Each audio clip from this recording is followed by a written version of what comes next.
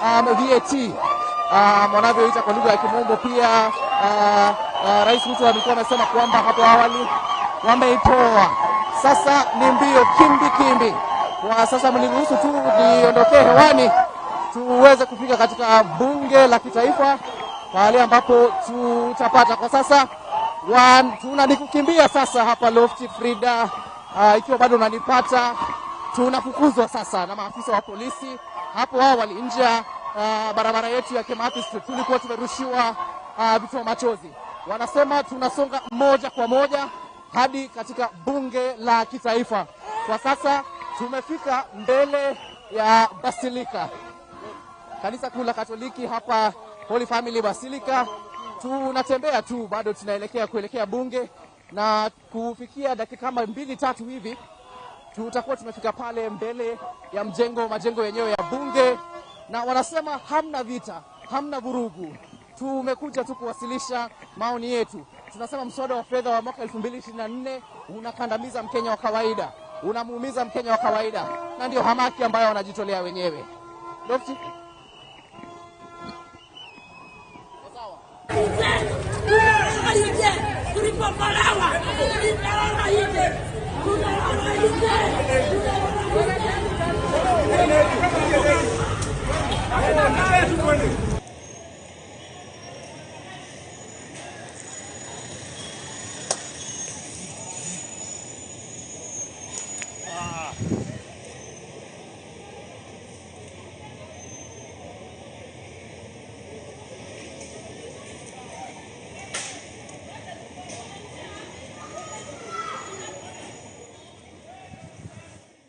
Na bila shaka mtazamaji, ni picha ambazo zinakuja moja kwa moja kutoka hapa jijini Nairobi, katikati ya jiji la Nairobi.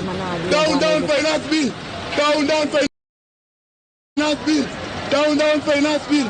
Down finance bill. Down finance bill. Down finance bill. Wakenya wanashikwa kwa nini? Wakenya msikubali, Wakenya msikubali down finance bill. Wakenya down finance bill wa Kenya, na tunarudia tena down finance bill. Down finance bill. Down hapana down finance bill. Ndio Kenya tunakuba hapana tunasema down hapana. Nini bwana mtabona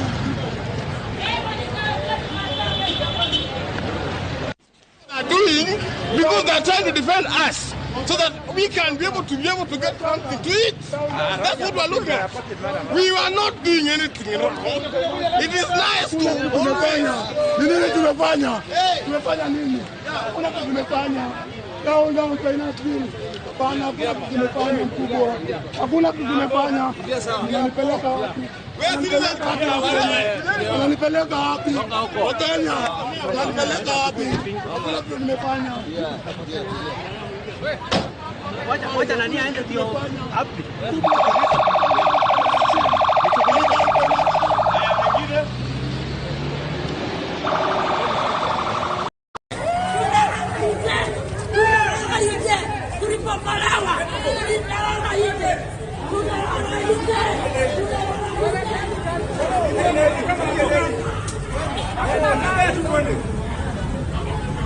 Finance bill. Down finance bill. Down finance bill. Down finance bill. Down finance bill. Down finance bill. Down finance bill. Down finance bill. Wakenya wanashikwa kwa nini? Wakenya msikubali, Wakenya msikubali down finance bill. Wakenya down finance bill. Wakenya, na tunarudia tena down finance bill. Down finance bill. Down hapana down finance bill.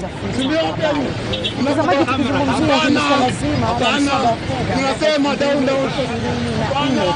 kwamba kuna yale marekebisho ambayo yameweza kutolewa hii leo na viongozi wa Kenya Kwanza, na tukiendelea na baadhi ya marekebisho ni kwamba kuna hizi fedha bilioni 18 ambazo zimeweza kutengwa kufanya ajira tu kwa walimu wa sekondari dunia, haswa walimu wanagenzi, na pia vile vile walimu wanagenzi 20,000 kutoka mwezi ujao watapata fursa ya kuandikwa kazi kwa kandarasi ya kudumu. Mtazamaji, tunakutana katika picha ambazo unaziona katika runinga yako. Barabara hii inaonyesha pia biashara zimeweza kufungwa. Kando ya barabara zile ni biashara, lakini sasa biashara hizo zimeweza kufungwa, swala ambalo pia linalemaza uchumi wa nchi, ikikadiriwa kwamba kuna yule Mkenya ambaye anategemea chakula mdomoni, jembe mkononi, lakini kilele vile yafunge biashara yake kutokana na maandamano hawa ama hili swala zima la kuhusiana na mswada wa fedha mwaka 2024 katika maeneo tofauti.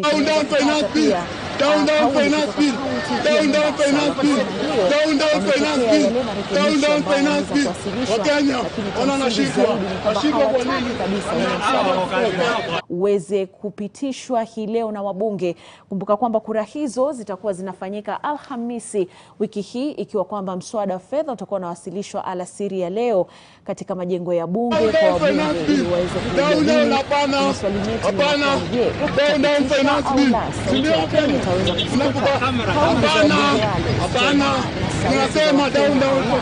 Hata wabunge wenyewe wamekuwa wakilalama kwamba nambari zao za simu zimekuwa zikisambazwa ama ziliwekwa kama wanja kwa Wakenya ambao wamekuwa wakitumia jumbe mswada wa fedha kupitishwa. Kumbuka kwamba wabunge hawa, viongozi hawa wanachaguliwa na wananchi, na leo itadhihirisha wazi kama wananchi watakuwa au la. Watazamaji, ndio picha ambazo tunaziona jijini Nairobi. Hebu tusikie. Hakuna kitu kimefanya.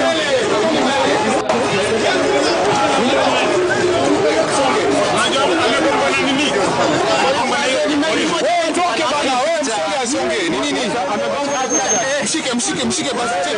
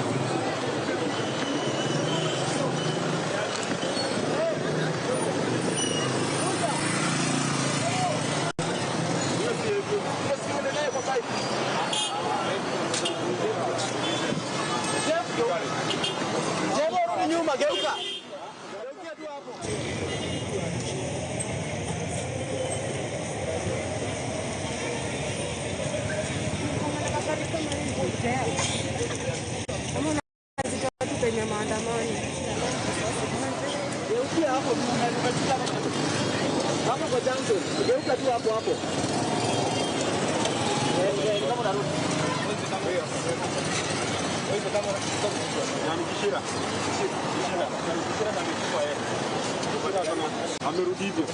Yeye ako na kamera.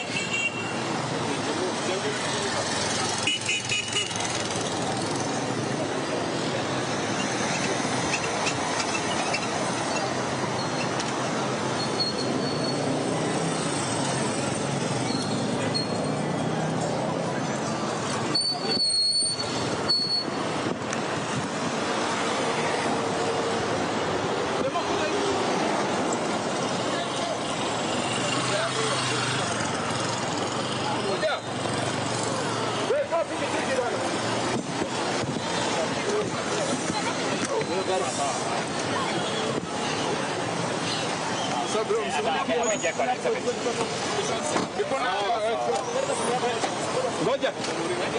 Sawa. Mimi niko naye. Chama. Sawa, ni sawa. Leta simu ile. Leta niwape tu. Simu.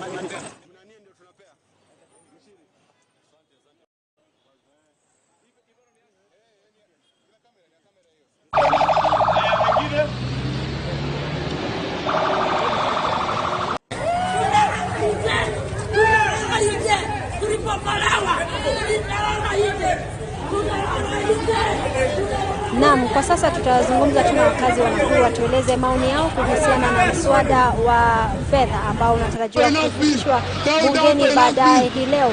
Watueleze kuhusiana na mabadiliko ambayo tunaweza kushuhudia ikiwemo ushuru wa magari kuweza kutolewa, vile vile ule ushuru wa mazingira, pamoja na mapendekezo mengine mastakabadhi zingine ambazo ziliweza kugusiwa tu na mswada huu. Utaanza kwa majina na tueleze kama mkazi wa Nakuru, maoni yako ni yapi kuhusiana na mswada huu? Thank you so much. Na tunarudia tena. The unpopular taxes we have had has been reduced. The vehicle tax that was 2%, 2.5% has been reduced, and that is good for the transport security. The VAT has been removed from the bread. In fact, that is contentious, and the eco levy for the sanitary tabs for women and girls has been removed. That's also apart from the back for the members of the financial committee. We urge them to continue and reducing the edible oil from 25% to 5%, because it would have rendered the country to repugnant days when they were boiling food without frying. The removal of taxes from the financial, forex and the online services would have reduced mattress banking, and that would have been very bad for the country. We urge them to tax the rich, to tax the people on the other way round, because taxes builds the country. Without taxes, we cannot make roads, hospitals, and development. So the priority for the taxes, we want an oversight body. An oversight body to look for how taxes are being managed. Micro management of finances is the only way, because we have had 30% of taxes lost through corruption, and that is quite unfortunate. We could have gone through the dogs if we reduce the health budget. The health budget, Mama Linda budget, should be restored. You cannot reduce the health budget and increase the military budget. The country is not at war. We should reduce security. The police should be given more budget, and the health sector and the education, rather than keeping those people in the barracks. Thank you so much. Asante. Wacha pia tusikize maoni kutoka baadhi ya vijana kutoka kaunti hii ambao kwa mwaka huu katika mswada huu wa fedha wa mwaka wa 2024 na 25 wamejitokeza kwa wingi kuonyesha kumekuwa na hisia tofauti kutoka kwa vijana wakijihusisha na wakitoa mchango wao kuhusiana na mswada huu. Kuja tueleze maoni yako. Utaanza kwa majina, unaonaje haya mabadiliko ambayo yameweza kutokea hii leo? Kwa majina naitwa Mr. Evans Nyando, I'm the leader of bunge la mwananchi la Nakuru. Kwanza kabisa nashukuru hii vile mmetuletea hapa tutoe mjadala yetu.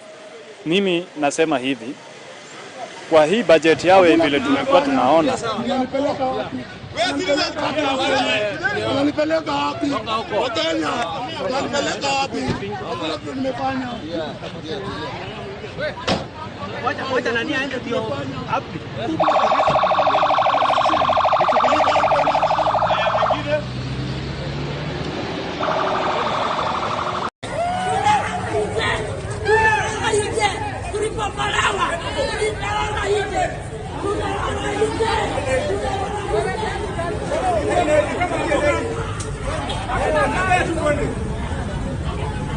Finance bill.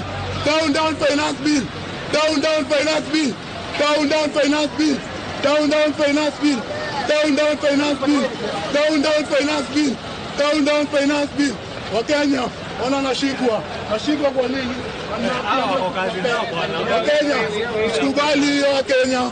Sisi sote visitors ya kwenda Parliament tunatoanga mtu mmoja, na ukipelekwa pale usiende kufanyia kazi president, fanyia kazi wananchi wenye wanaumia. Vile jana tulikuwa tunasikia mlikuwa state house, sisi we aware of that, na tunajua chenye kinafanyika.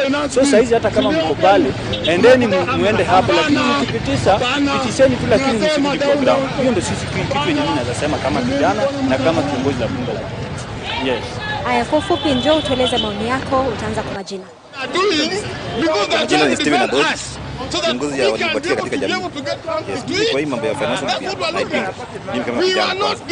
Juu mimi sioni kwa nini leo ndio siku wamereduce hizo vitu. Inamaanisha ya kuna kitu imefanywa ndio wakafanya hivyo.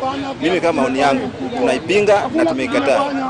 Any MP mwenye atapitisha hii bunge hii ni tutapiga yes, tuko nao kwa ground. Asante sana. Asante sana.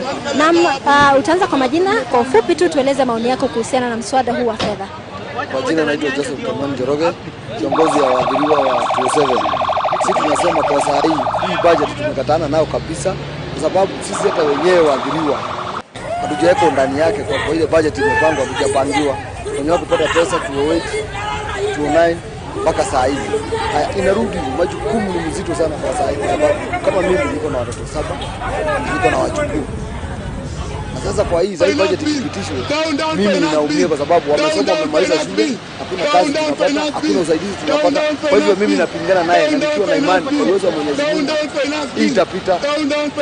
Asante sana Frida, jinsi ulivyosikia hayo tu ni baadhi ya maoni kutoka wakazi wa Nakuru wakieleza kwamba wanapinga mswada huu wa fedha wa mwaka 2024-2025. Hapo awali aliyekuwa anawania kiti cha rais Ruben Kigame akiungana na wanasiasa wengine kutoka chama cha wananchi walieleza kwamba wanapinga mswada huo kutokana na jinsi inavyokandamiza wananchi.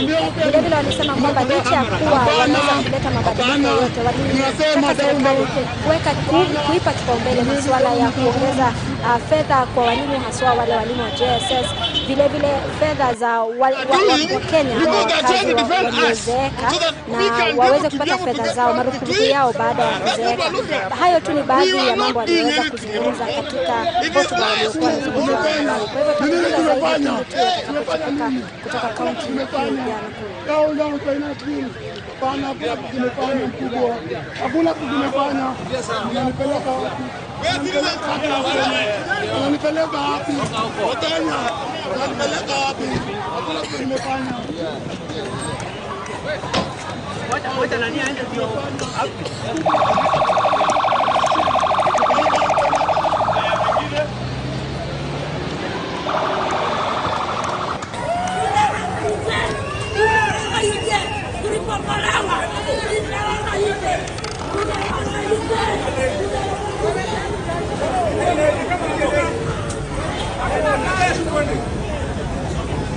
Finance bill. Down finance bill. Down finance bill. Down finance bill.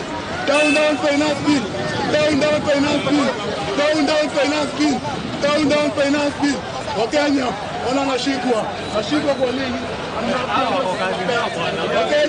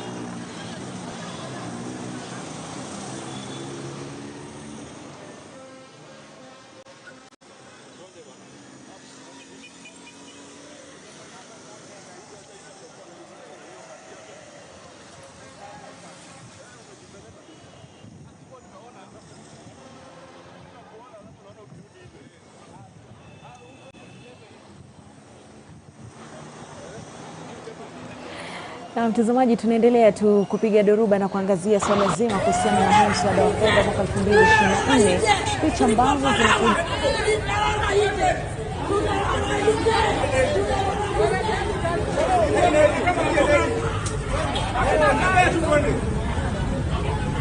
finance bill, down finance bill, down finance bill, down finance bill, down finance bill, down finance bill, mguu ponye, kila mtu aking'ang'ania down finance bill.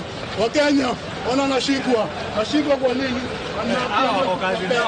Wakenya msikubali, Wakenya msikubali down finance bill. Wakenya down finance bill, Wakenya, na tunarudia tena down finance bill, down finance bill, down hapana, down finance bill, si ndio? Wakenya tunakubali, hapana, tunasema down hapana.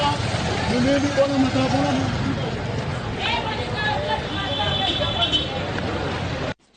Doing because they're trying to defend us so that we can be able to get something to eat. That's what we're looking at. We are not doing anything, you know. It is nice to tumefanya nini? Kuna kitu tumefanya. Down finance bill. Hapana, tumefanya mkubwa. Hakuna kitu tumefanya. Tunanipeleka wapi? Wananipeleka wapi? Wakenya wananipeleka wapi? Hakuna kitu nimefanya. Wacha nani aende ndio wapi?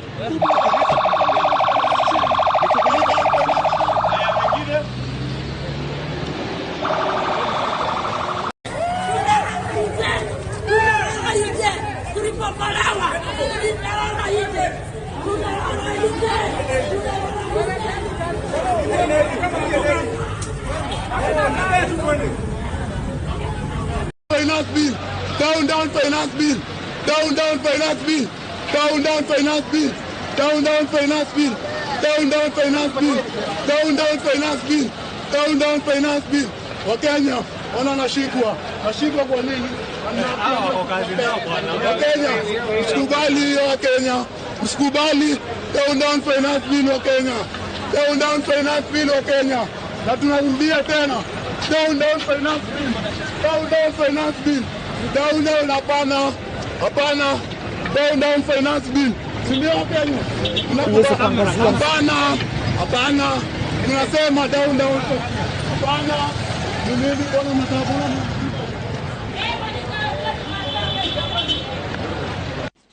Doing because they're trying to defend us so that we can be able to get something to eat. That's what we're looking at. We are not doing anything, you know. It is nice to tumefanya nini? Vile pia down finance bill. Hapana, tumefanya mkubwa. Hakuna kitu tumefanya. Tunanipeleka wapi? Wananipeleka wapi? Wakenya wananipeleka wapi? Hakuna kitu nimefanya. Wacha nani aende ndio hapi.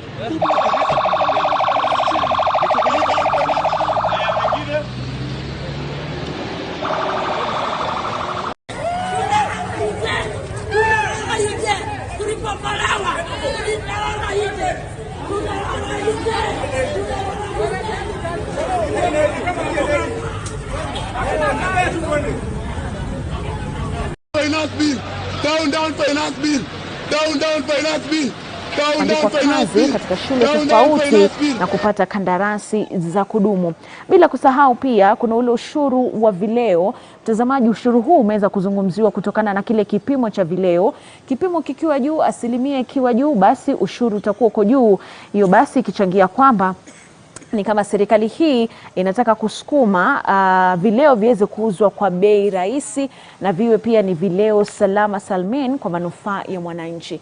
Mtazamaji, ndizo picha ambazo tunazipata katika runinga yako kuhusiana na hili swala zima. Tukirudi basi mtazamaji, baada ya mapumziko mafupi ambao nitakuwa nachukua hivi sasa kupiga tama la maji,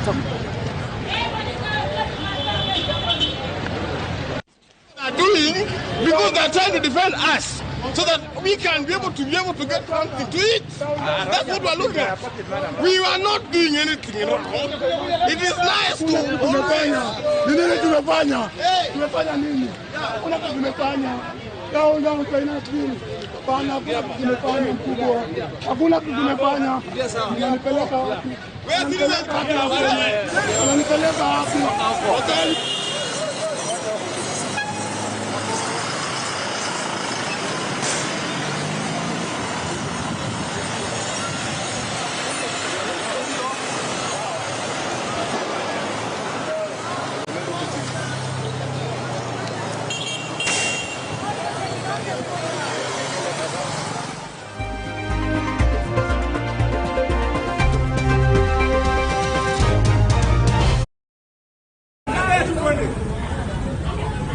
Finance bill, down finance bill, down finance bill, down finance bill, down finance bill, down finance bill, down finance bill, down finance bill.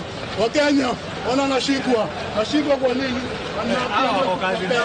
Wakenya msikubali, Wakenya msikubali down finance bill, Wakenya down finance bill, Wakenya, na tunarudia tena down finance bill, down finance bill, down hapana, down finance bill, ndio Wakenya tunakubali, hapana, tunasema down hapana, nini bwana mtabona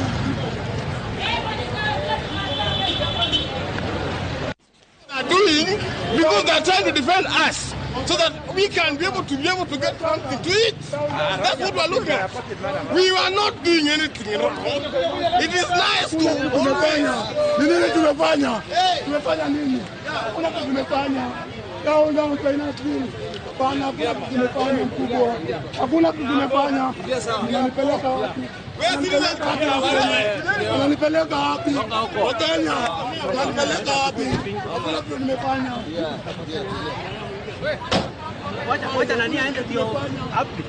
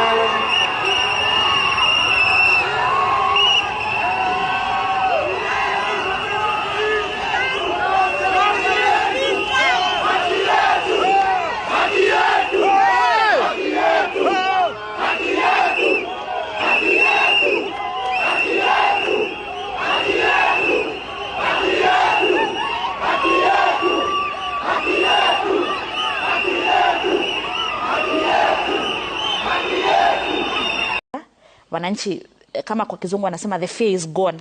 Wananchi wameacha kuogopa. Ya pili, wametumia mtandao. Gen Z wametumia TikTok kuambiana tukutane maandamano, hii ni wakati yetu. Na tatu, naweza sema ni kwamba Wakenya sio wajinga.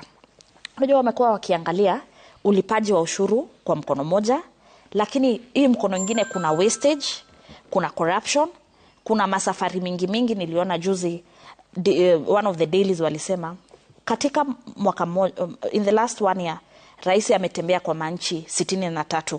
Hii mwaka najua kama I think kwa mwezi moja ameenda Korea, akaenda Switzerland, akaenda Italy. Watu wamekuwa wakijiuliza hii inakaa kama wastage kwa sababu hizi safari mingi ziko na matokeo gani kwa Mkenya. Pia mimi nashukuru media sana kwa sababu media wamechangia sana kusomesha wa Kenyans kuhusu finance bill. Unajua kama sasa hizi Mkenya anajiuliza kwa nini nilipe tax ya maziwa nisaidia IMF? Hata kama hajaelewa ile bureaucracy ya hizo institutions za juu za Bretton Woods institutions, ameshasikia kuna IMF ambayo huwa inaleta neocolonialism, ukoloni mamboleo ya kuambia wa Africans wa tax maziwa, unga ya uji ya watoto. Hii finance bill hakuna mtu ambaye inahurumia. Kwa mfano ina tax maziwa ya unga, na hiyo ni maziwa huwa inapewa watoto maybe mama yake amefariki akimzaa ama mama yake atoi maziwa, imetaxiwa. Ina tax insulin, dawa kupewa watu wako na diabetes, na unajua insulin inasaidia mtu akae uhai au akufe. Imetax magurudumu ya wheelchair ya walemavu. Kwa ni mtu already ako chini, hata hiyo wheelchair kupata ni shida, tena bei imeongezeka. Kwa hivyo mimi nashukuru wananchi kwa sababu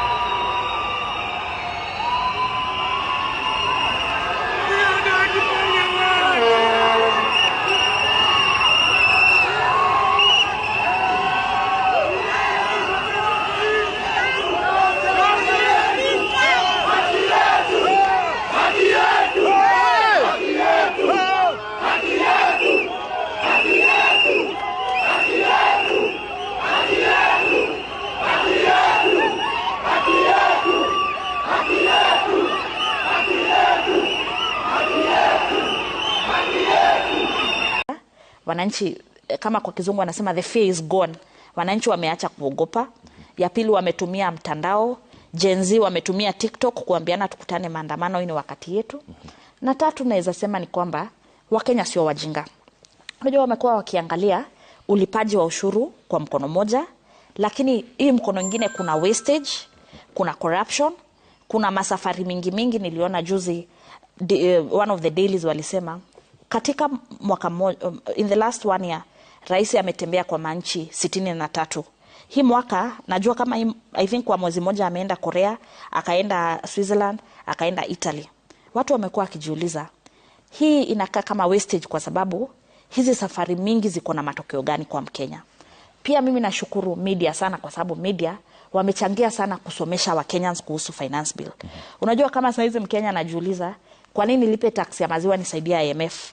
Hata kama hajaelewa ile bureaucracy ya hizo institutions za juu za Bretton Woods institutions, ameshasikia kuna IMF ambayo huwa inaleta neocolonialism, ukoloni mamboleo ya kuambia wa Africans wa tax maziwa, unga ya uji ya watoto. Hii finance bill hakuna mtu ambaye inahurumia. Kwa mfano ina tax maziwa ya unga, na hiyo ni maziwa huwa inapewa watoto maybe mama yake amefariki akimzaa ama mama yake atoi maziwa, imetaxiwa. Ina tax insulin, dawa kupewa watu wako na diabetes, na unajua insulin inasaidia mtu akae uhai au akufe. Imetax magurudumu ya wheelchair ya walemavu. Kwa ni mtu already ako chini, hata hiyo wheelchair kupata ni shida, tena bei imeongezeka. Kwa hivyo mimi nashukuru wananchi kwa sababu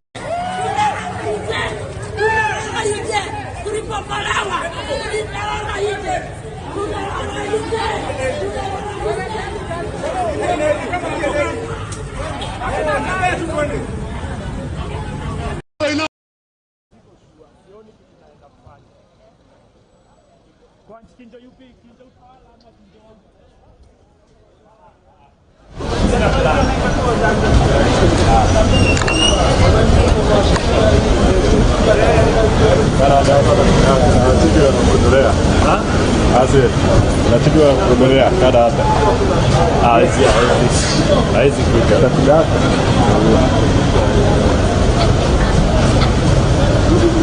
Pato. Twende tubela hapo ile sana nyingine wanapopagana.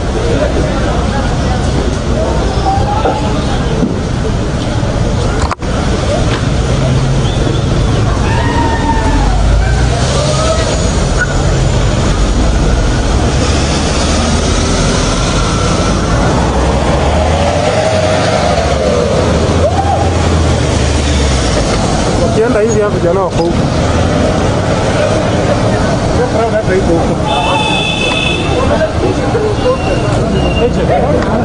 Kama na bunge. Wabunge vijana wako huko wanakuja na Arabia kuna safu kama sio acha tu kweli. Vijana wako huko. Tulitolewa ndio sana.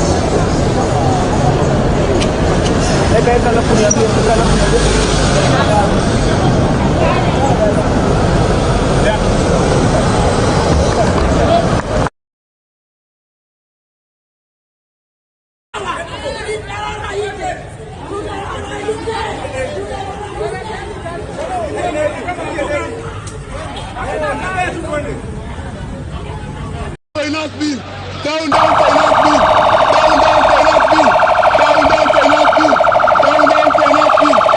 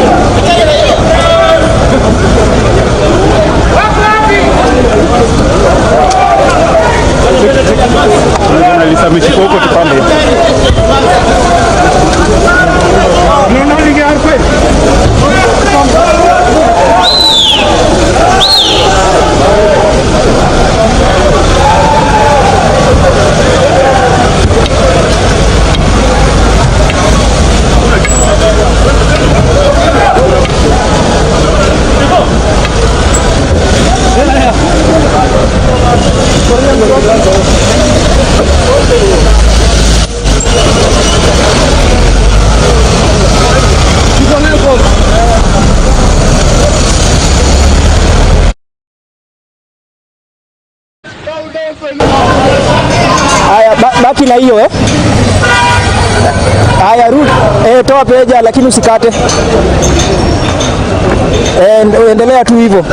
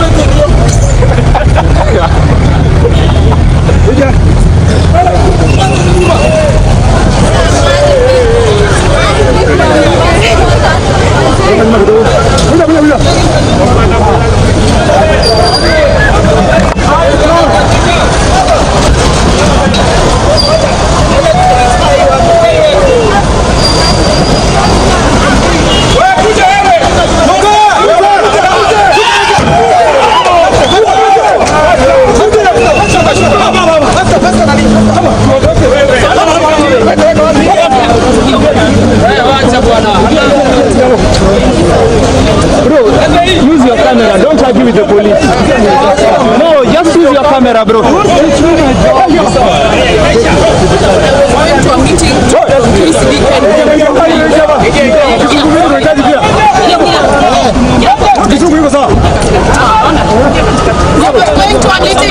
Commander support. And they stopped me. You know who that is. I was trying to place the weekend.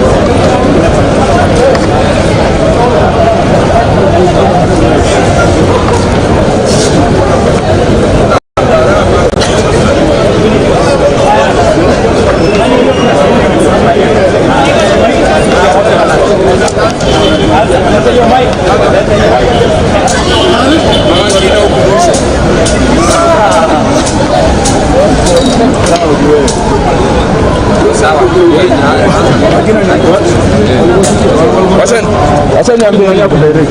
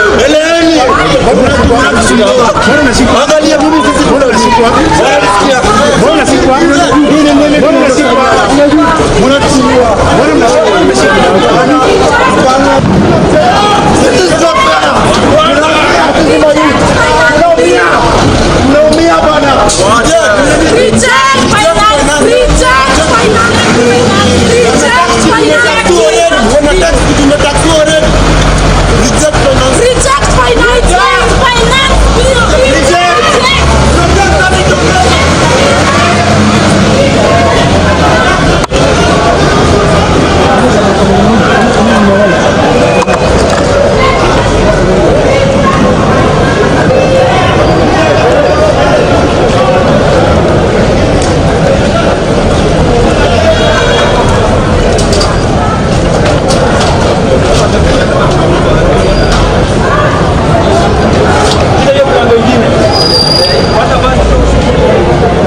Tuko sawa?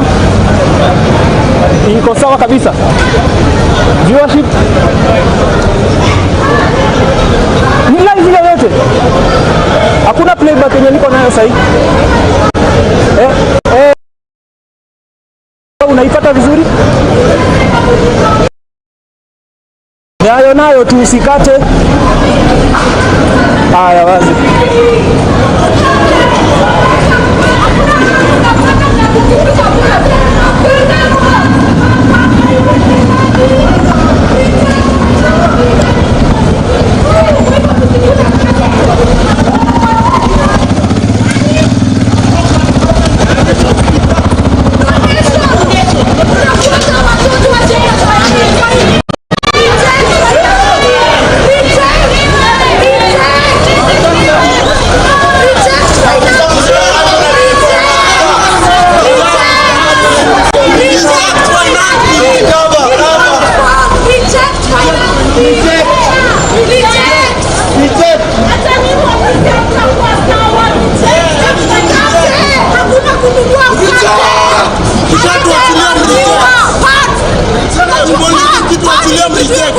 Watu jameni, makosa yetu ni gani? Tuseme tupate watoto, tax pampers. Wanagopa maneno yetu, wanakucheka viboko. Aga. Wase. Reject finance bill. Reject finance bill. Reject finance bill. Reject finance bill. Madam, mbona umeshikwa? Tumeshikwa wenye wametushika. Uliza, tumeshikwa juu ya kureject finance bill. Na tumevaa black. Hii serikali inapenda kushika yu. Inapenda kushika yu kwa kukataa finance bill.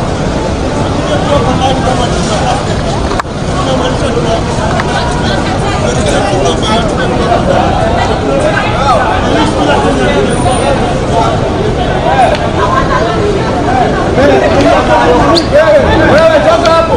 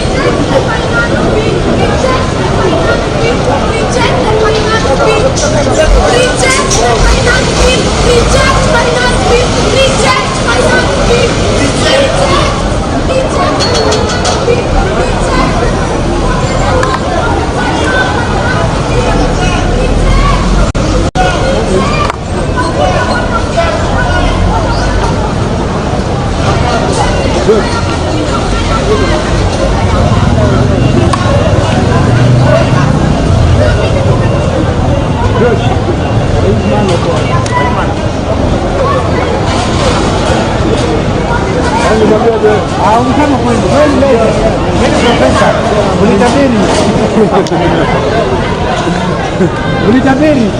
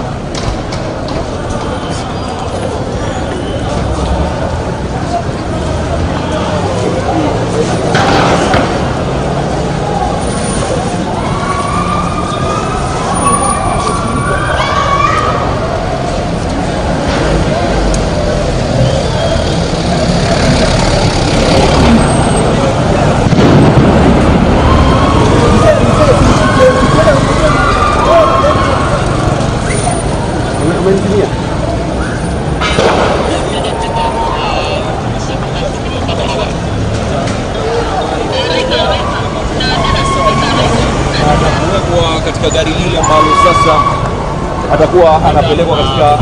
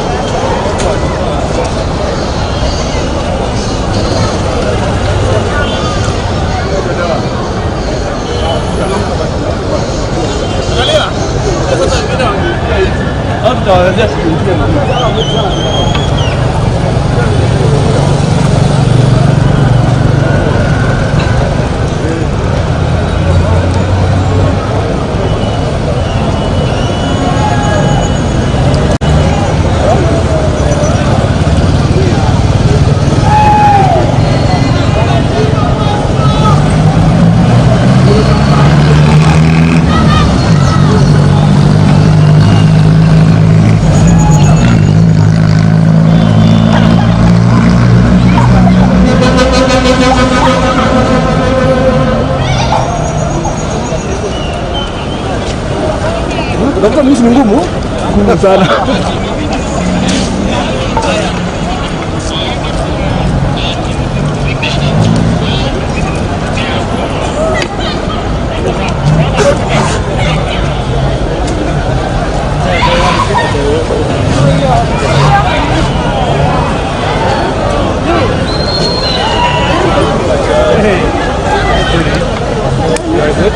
Very much good to see you. Happy.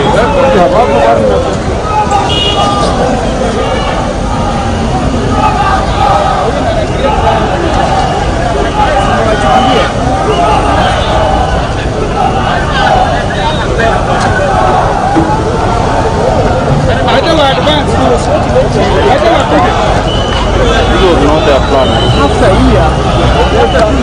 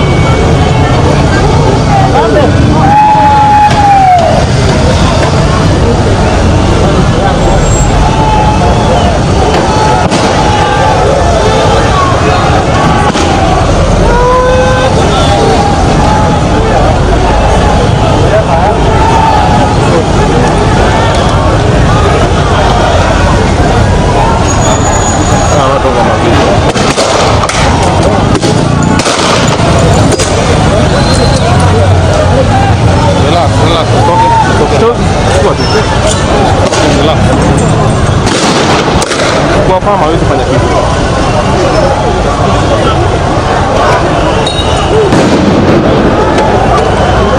Wewe kama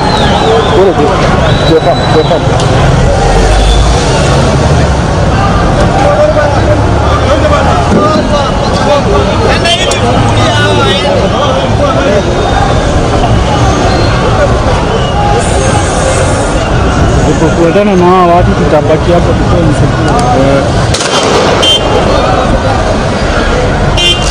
ni advantage.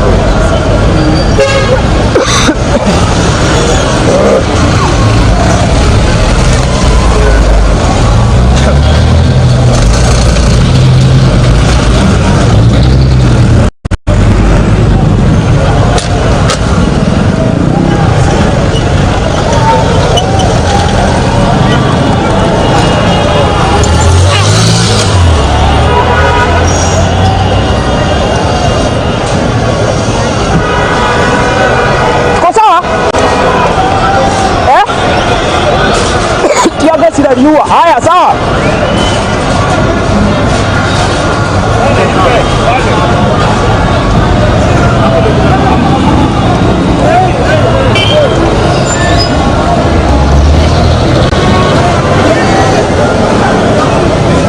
Sasa ndakuja hapo.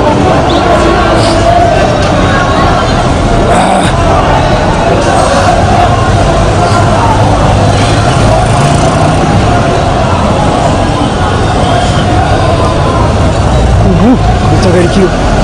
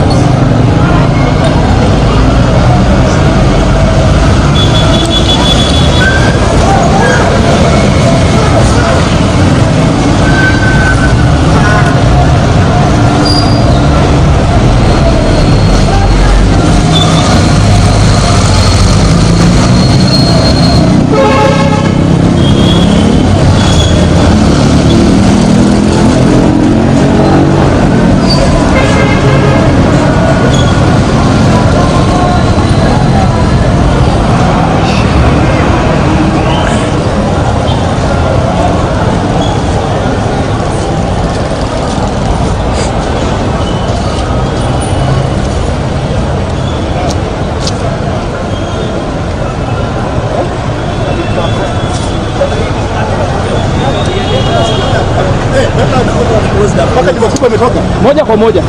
Your story can't run. My brother, uko sawa? Hawa watu. Ama ni aje?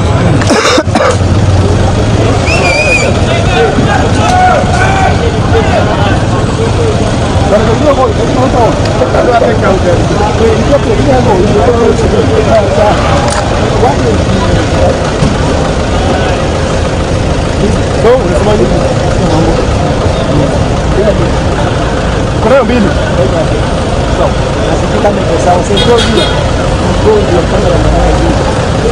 But now we are with you. That's it.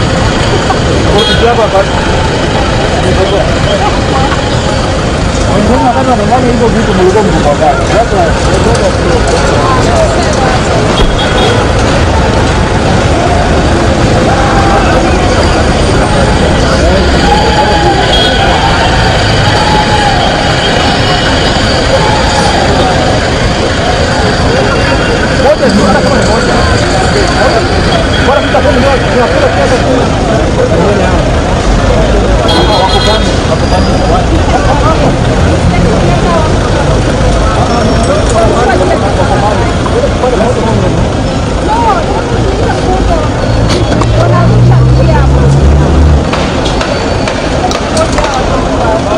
time, good time.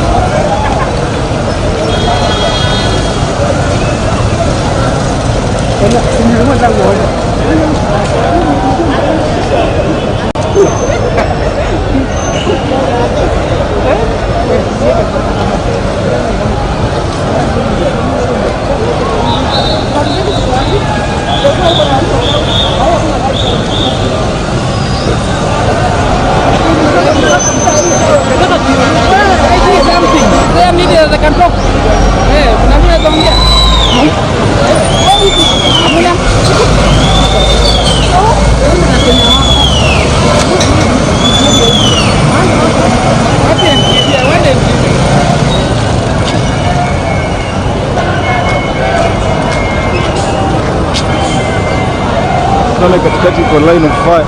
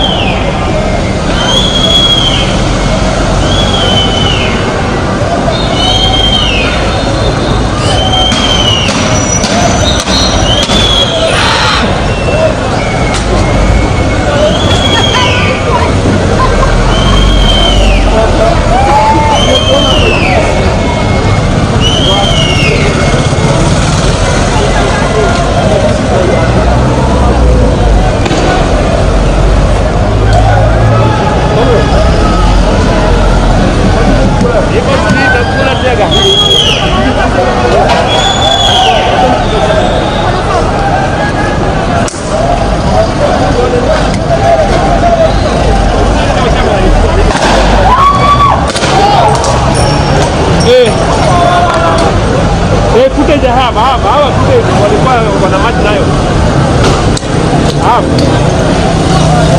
I'm almost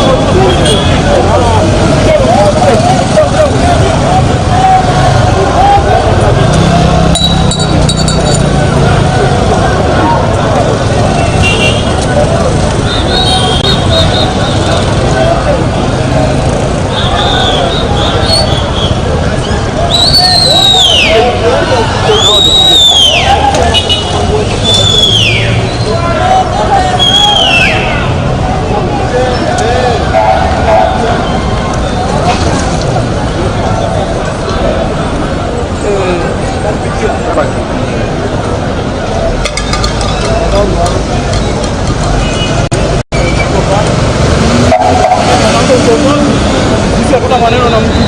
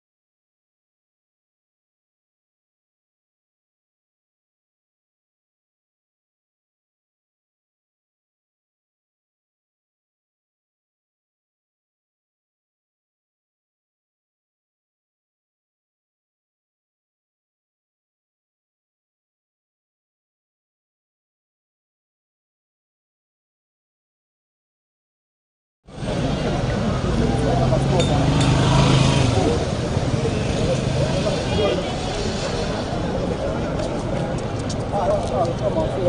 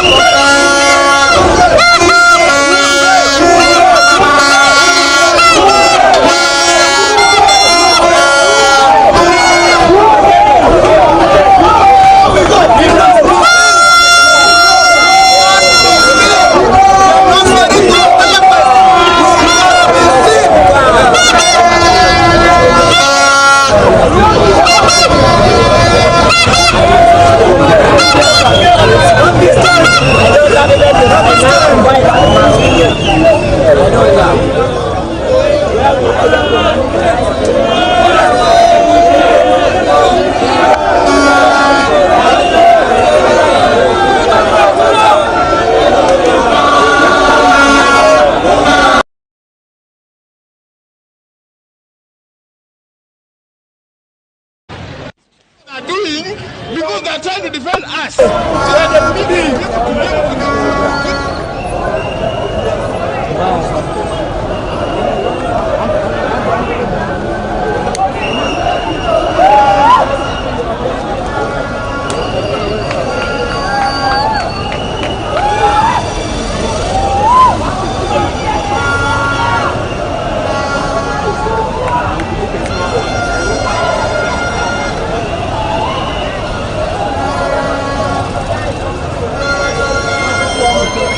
Why do?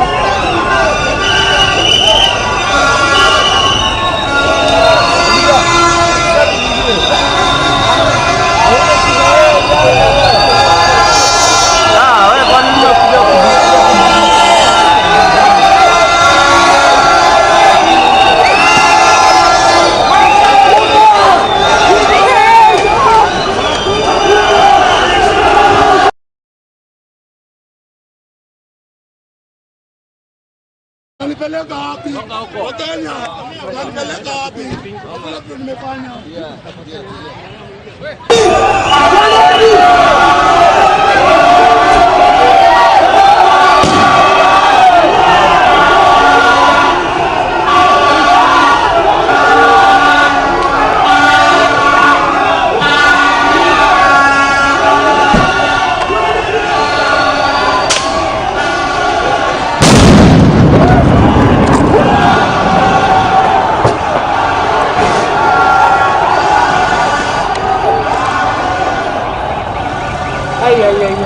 Mkono tu unapotea tu.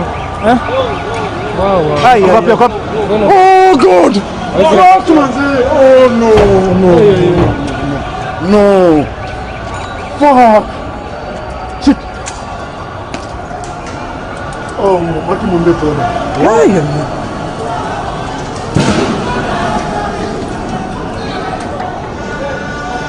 the fuck? Hey. Nimeona ona diari. Ay.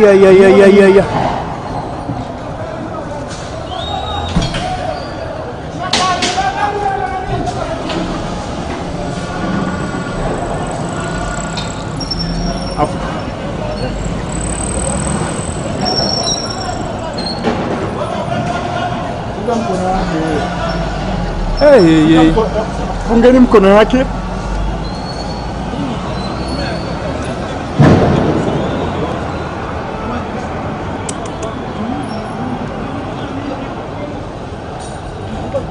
Anini afunge mkono hiyo tulia tu babli. Ay.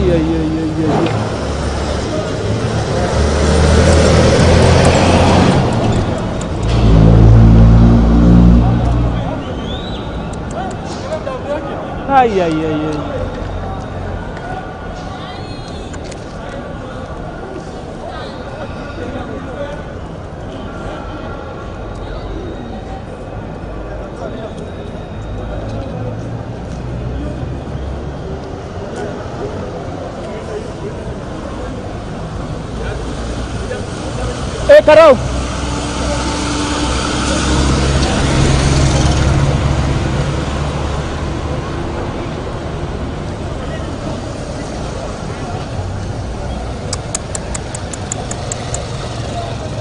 Kai. Yoni. Kaka nao umetoka. Nyama imetoka. Hivi zote wana. Mikono yote mbili imetoka. Zote zimetoka. Amejilipua peke yake. Ile pale. Nini? Nini nyama amejilipua. Askari alikuwa anataka kurusha huko. Haikuwa hata kia kazi. Haikuwa hata kia kazi. Amejilipua mikono yote imekata. What? Mikono yote kiambia zimemchukua.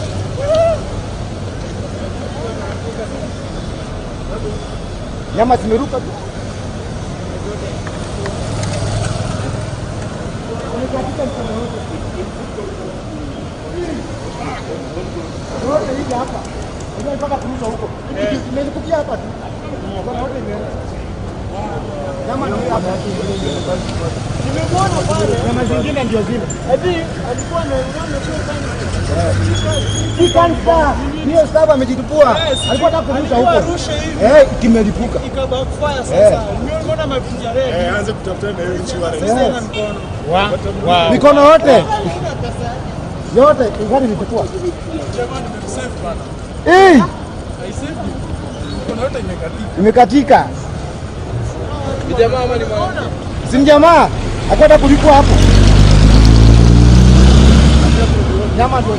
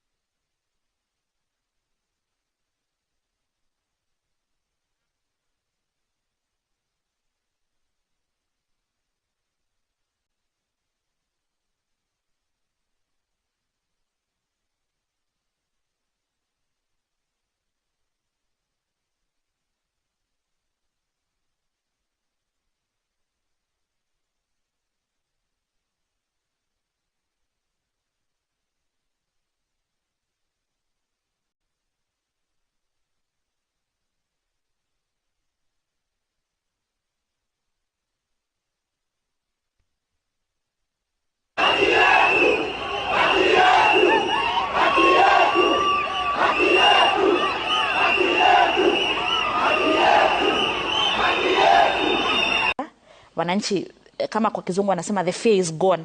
Wananchi wameacha kuogopa. Ya pili wametumia mtandao, Gen Z wametumia TikTok kuambiana tukutane maandamano, hii ni wakati yetu. Na tatu naweza sema ni kwamba Wakenya sio wajinga. Unajua wamekuwa wakiangalia ulipaji wa ushuru kwa mkono moja, lakini hii mkono mwingine kuna wastage, kuna corruption, kuna masafari mingi niliona juzi one of the dailies walisema katika mwaka in the last 1 year rais ametembea kwa manchi 63. Hii mwaka najua kama I think kwa mwezi moja ameenda Korea, akaenda Switzerland, akaenda Italy. Watu wamekuwa wakijiuliza hii inakaa kama wastage kwa sababu hizi safari mingi ziko na matokeo gani kwa Mkenya? Pia mimi nashukuru media sana kwa sababu media wamechangia sana kusomesha wa Kenyans kuhusu finance bill. Unajua kama sasa hizi Mkenya anajiuliza kwa nini nilipe tax ya maziwa nisaidia yeye? Lakini sasa upigwe 2017, upigwe 2022 bali 2023.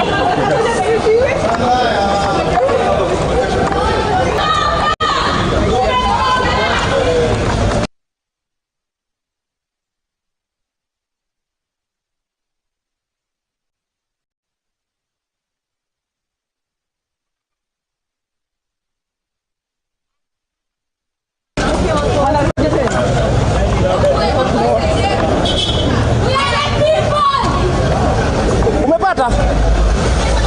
Haya.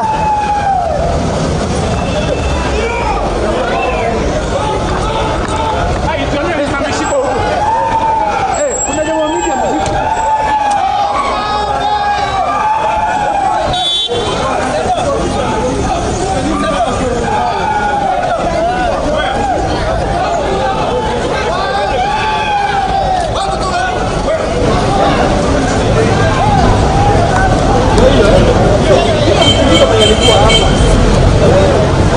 Daddy.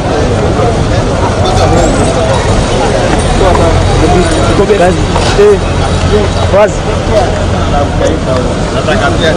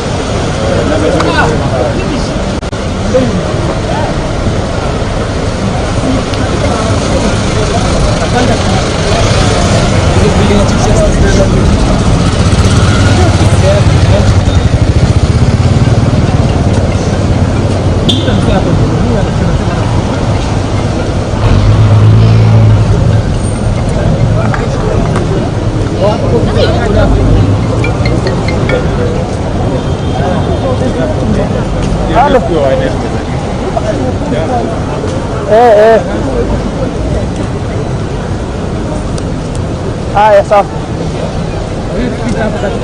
Acha ndio natafuta vile nitatoka, siwezi tembea peke yangu.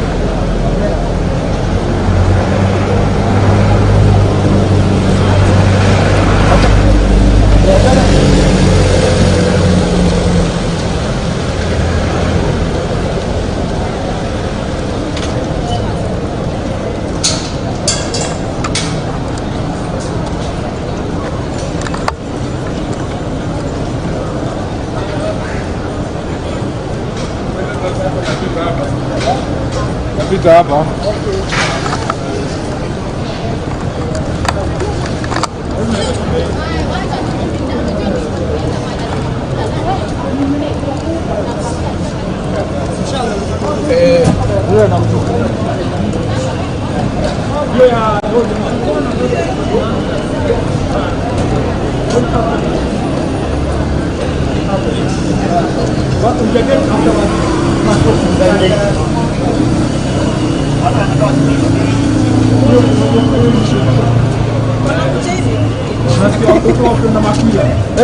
Makarao, wako pale mbele kwa kona.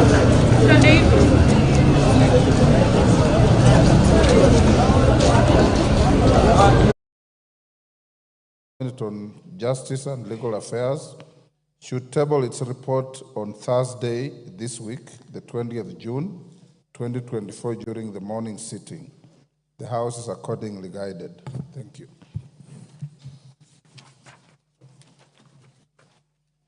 Next order. Order number 4, petitions. Order number 5, papers. Majority Leader.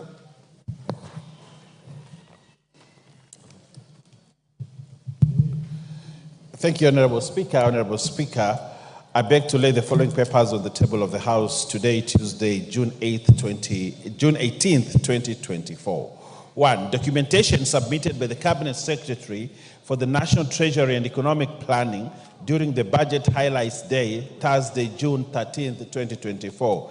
A. Budget statement for the financial year 2024-2025. B. The 2024 budget policy statement. C. Estimates of the revenue, grants, and loans for the financial year 2024-2025 budget. D. Financial statements for the financial year 2024-2025 budget. E. Medium-term debt management strategy 2024. Budget highlights the Mwananchi Guide for the financial year 2024-2025 budget. And G.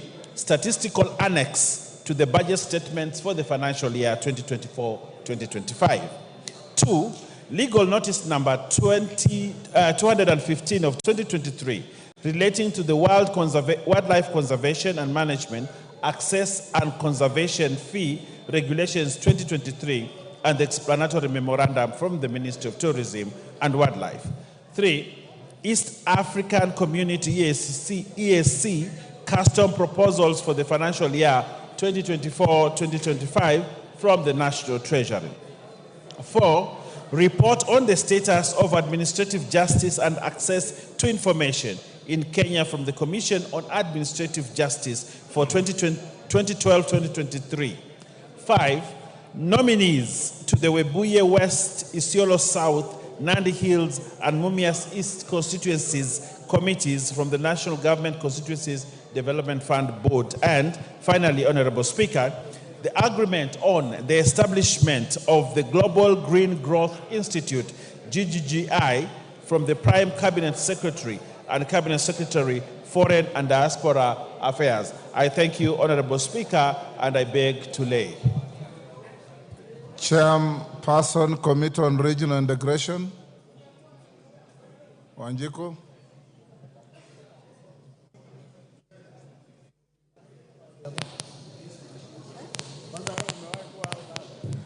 Honorable Speaker, I do not have the papers. Maybe I consult the table desk in a few minutes.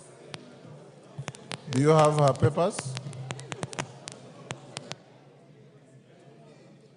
Chairperson, Departmental Committee on Labor.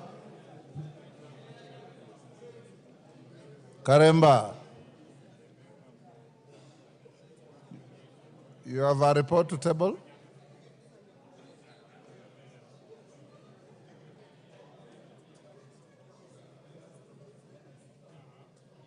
Clerk, you should be notifying members who have business way in advance. Wanjiku Muya.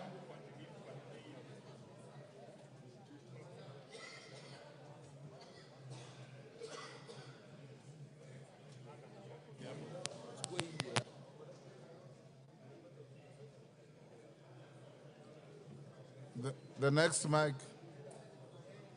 There's a mic next to you. It's not working. Kasheri, give Wanjiku space.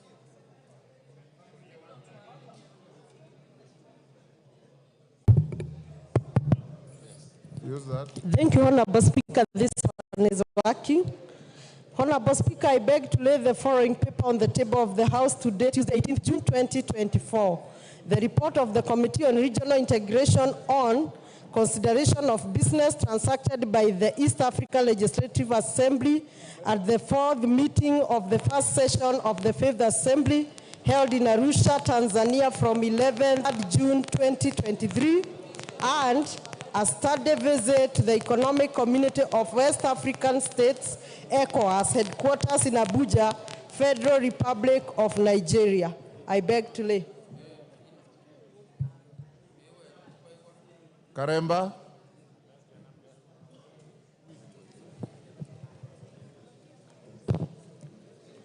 Thank you, Honorable Speaker. Honorable Speaker, I beg to lay the following paper on the table of the House today, Tuesday, 18th June 2024. Report of the Departmental Committee on Labor on its consideration of the Employment Amendment Bill, National Assembly Bill number 62 of 2023. Thank you, Honorable Speaker. Next order.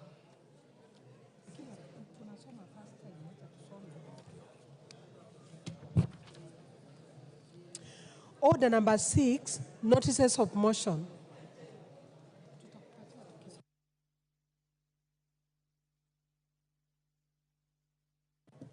Committee on Regional Integration. Wanjiku Muya.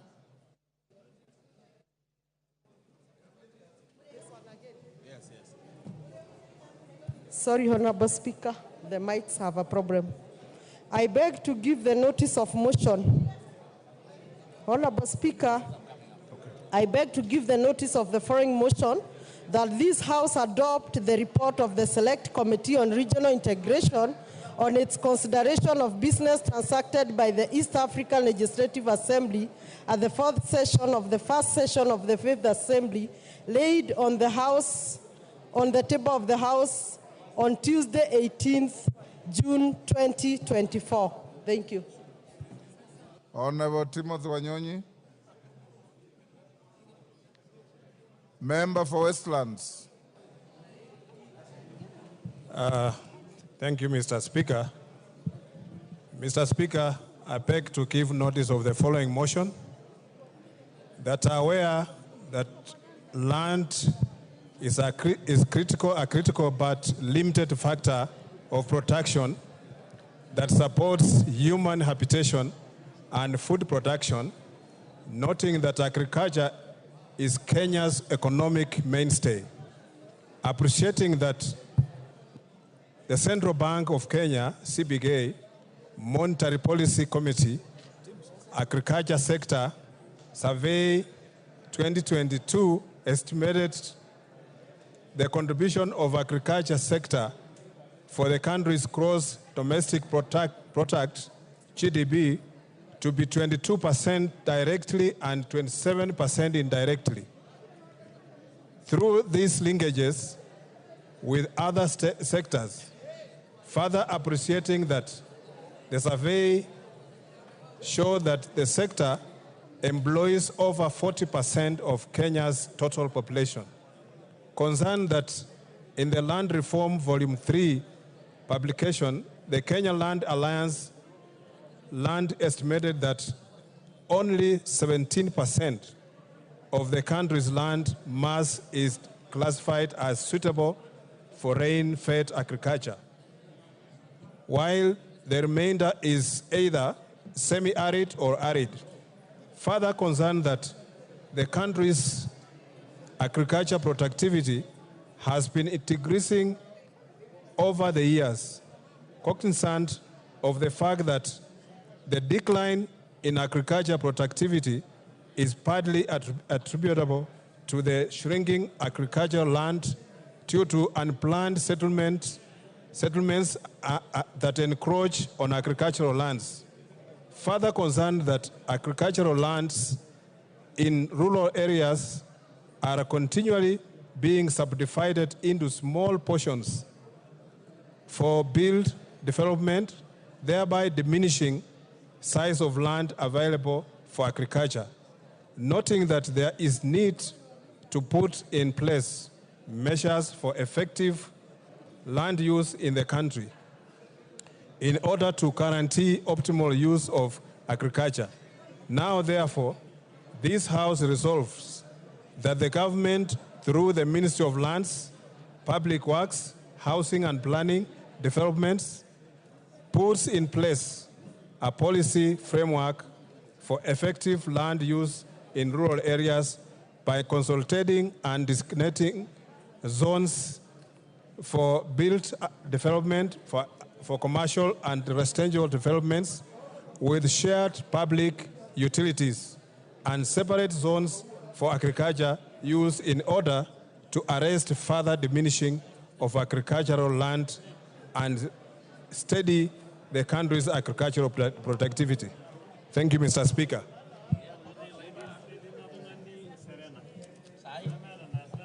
Thank you. Honorable Peter Nabulindo. Peter Nabulindo.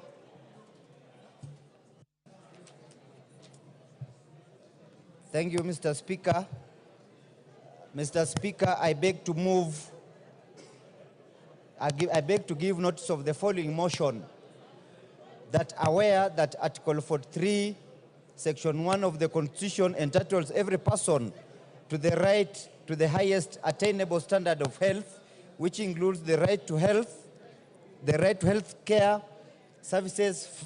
Further aware that every year an estimated 14,000 children born in Kenya suffer from sickle cell and hemophilia diseases, which with the highest prevalence rate being within Western, Nyanza and coastal regions.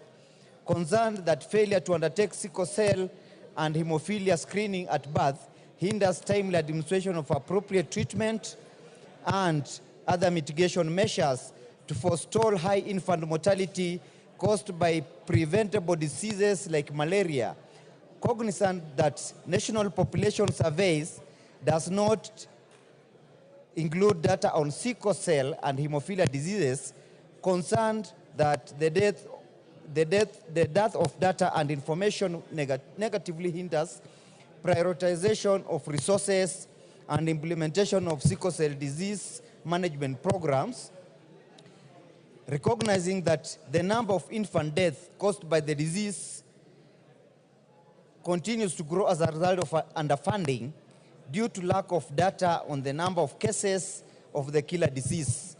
Now, therefore, this House resolves that the national government, through the Ministry of Health and in conjunction with county governments, A, conducts awareness and sensitization programs on sickle cell and hemophilia diseases and supports research and training for medical personnel on the two diseases.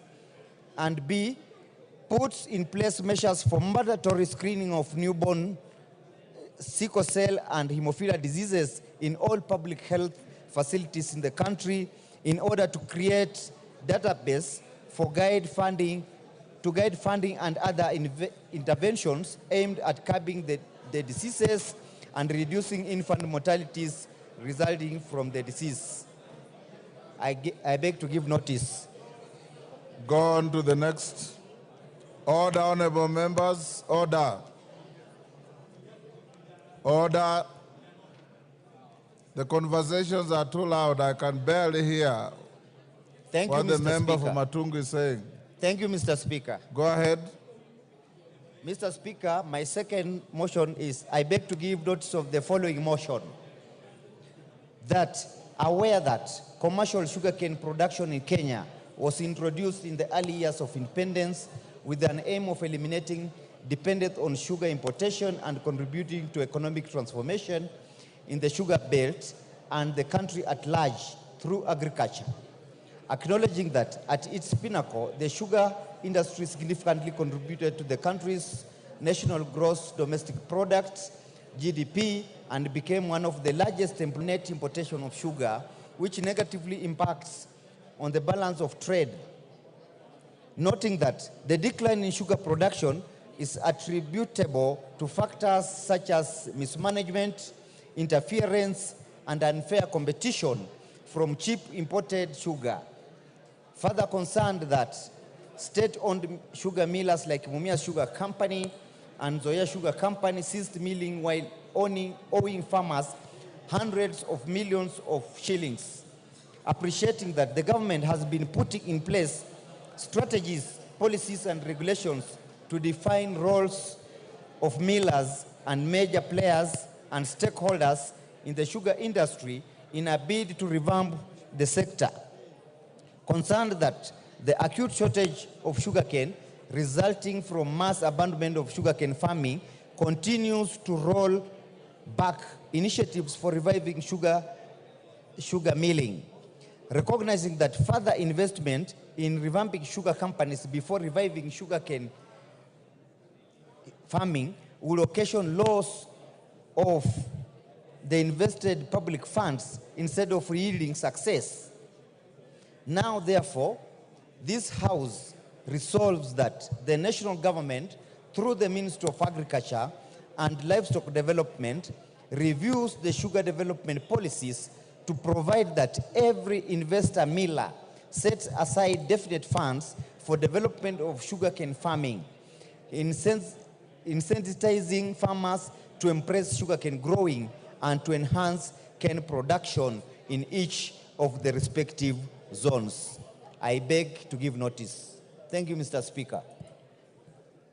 Thank you, Oscar Nablindo. Next order.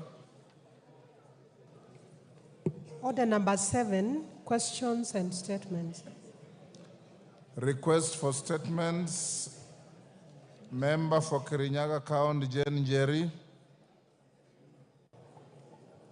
Thank you, Honorable Speaker. Honorable Speaker, I stand pursuant to the provisions of Standing Order 44-2C. I rise to request for a statement from the chairperson of the Departmental Committee on Administration and Internal Security regarding the murder of Mr. Derek Gashoki, who had finished his secondary school education in 2023 and was set to join the university. Honorable Speaker, on 18th May 2024, Mr. Derek Gashoki, aged 19 years, was shot dead by a police officer attached to Kenyaga Police Station at the Kendai Shopping Center. The unfortunate incident happened at 11 p.m. when police officers who were on patrol arrived at the market center where Mr. Derek Gashoki and his friends were playing pool. As a result, angry residents accompanying the deceased family stormed the Kenyaga police station and recorded a statement under OB number 23/29/5/24, demanding answers of the killing of their kin. Consequently, a police officer from Kenyaga police station was arrested following the killing. However, she was later released. Honorable Speaker, the family of the late Derek Gashoki has the right to know the details surrounding the incident and clarity on what led to such a loss of life. Most importantly, the security agencies must conduct a thorough investigation and provide clear and honest explanations to address any concerns and uphold trust in the justice system. Honorable Speaker, it is against this background that I request for a statement from the chairperson of the Departmental Committee on Administration and Internal Security on the following. 1, provide a report from the relevant agencies regarding the status of the investigations into the death of Mr. Derek Gashoki at Kiandai Shopping Center. 2, provide information on whether the police officer involved in the killing of Mr. Derek Gashoki has been apprehended and prosecuted, and explain measures the government has put in place to address extrajudicial killings and the use of excessive force by the police. I thank you, Honorable Speaker. Tongoyo, that is to you. When can you bring a response? 2 weeks? Yeah. So that. Next, Honorable Raila Kasiwai, member for West Pokot. Honorable Speaker, pursuant to the provisions of the Standing Order 44-2C, I wish to request for a statement from the chairperson of the Departmental Committee on Blue Economy, Water and Irrigation regarding the current status of the construction of the Sioi Muruny Dam in West Pokot constituency, rather in Pokot South constituency, West Pokot County. Honorable Speaker, the Sioi Muruny Dam is a critical development project for West Pokot County designed to supply potable water to approximately 350,000 residents in Kapenguria, Kabich Beach, Chebareria towns, and adjacent regions who currently grapple with lack of access to clean and safe water. This multipurpose dam project, being implemented by the National Water Harvesting and Storage Authority, was initiated in March 2015 with an initial projected completion date of March 2018. However, it is deeply concerning that more than 6 years after the original scheduled completion date, the project remains unfinished. The prolonged delays have significantly impacted the residents of West Pokot County, infringing on their constitutional rights to access clean and safe water in adequate quantities as enshrined in Article 43, 1D of the Constitution. Honorable Speaker, it's against this background that I request for a statement from the chairperson of the Departmental Committee on Blue Economy, Water and Irrigation on the following. 1, what is the current status of Sioi Muruny Dam project, and what are the reasons behind the delay in its completion? 2, what steps has the government undertaken to address the challenges that have led to the delay in the completion of this project?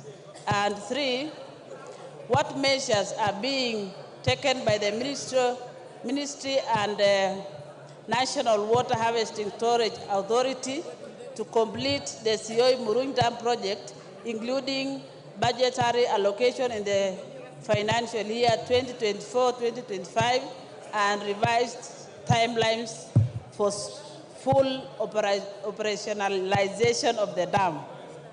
I thank you, Honorable Speaker. Chairman, Water and Blue Economy. Bowen, when can you bring the statement? Honorable Speaker, in 2 weeks, we'll bring a response. Okay, 2 weeks it is.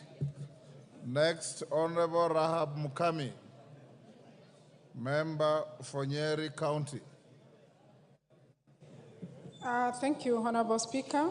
Honorable Speaker, pursuant to the provision of Standing Order 44-2C, I rise to request for a statement from the chairperson of the Department Committee on Health regarding support for persons with cerebral palsy in the country.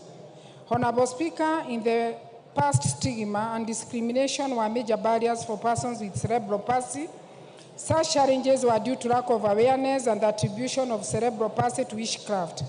Consequently, many children with cerebral palsy were hidden and excluded from the society. These actions resulted in minimal government support, budget allocation, society outreach, and product services for intervention. However, persons with cerebral palsy are now coming out and interacting with the society, but still, we are not yet where we need to be supporting persons with cerebral palsy in Kenya. There are still gaps in health care, education, employment, support, and social participation that needed to be bridged. In addition, there is a need for continued effort to improve the lives of persons with cerebral palsy and their families, given that many children with cerebral palsy are born to young mothers who lack the necessary information on the condition and financial support, among others, to enable them to provide essential cares. Honorable Speaker, it is against this background that I request for a statement from the chairperson of the Department Committee on Health on the following. 1, what measures has the government put in place to increase awareness about the cerebral palsy, to equip the caregivers with the necessary information? 2, could the chairperson explain efforts made by the government to increase the availability and affordability of cerebral palsy interventions, quality assessments, therapy services, assistive devices, medication, and basic essential? 3, are there any support systems such as financial, physical assistance provided by the government to enable the families to provide better care for persons with cerebral palsy? I thank you, Honorable Speaker. Chairman Health, Honorable Bukose, that request is to your committee. Were you even listening? Yes, Honorable Speaker. I was consulting with the chair on a retreat to Kisumu, which they were putting this week, and yet we have the finance bill. But I want to assure the member that we can give a response in 2 weeks' time. In 2 weeks? Yes, thank you. Okay, thank you. Response to statements. Statement requested by Honorable Timothy Toroitich, member Marakwet West. Honorable Tongoyo.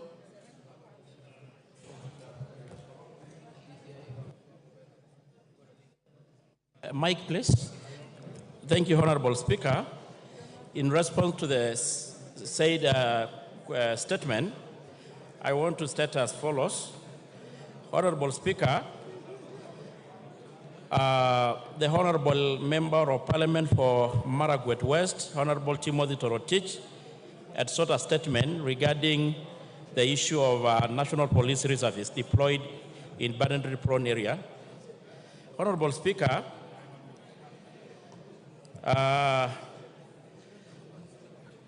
the National Police Reservist assists the National Police Service to dispense its mandate, including maintenance of law and order and protection of life and property and law enforcement.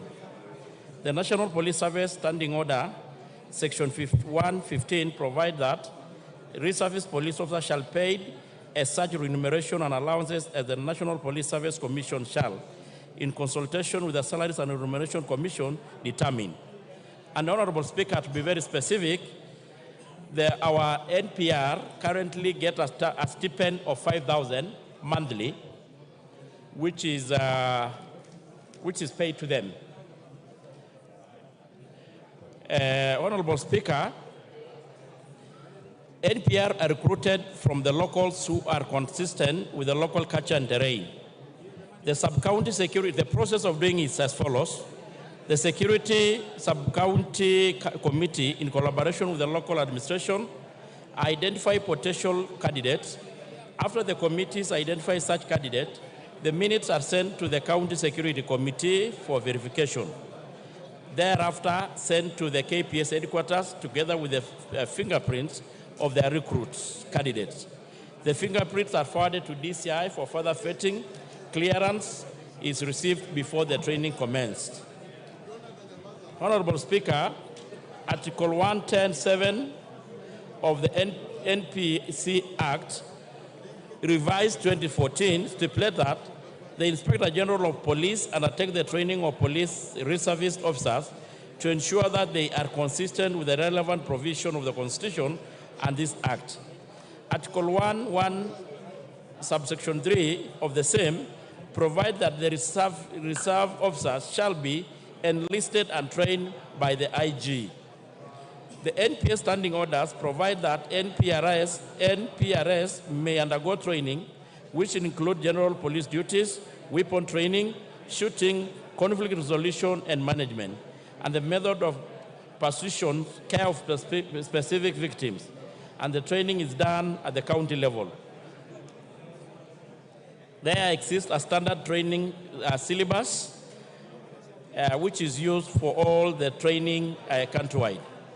Honorable Speaker, the NPR undergoes a mandatory 6 weeks training in arms handling, law and safety, after which successful trainees usually pass out through a police parade.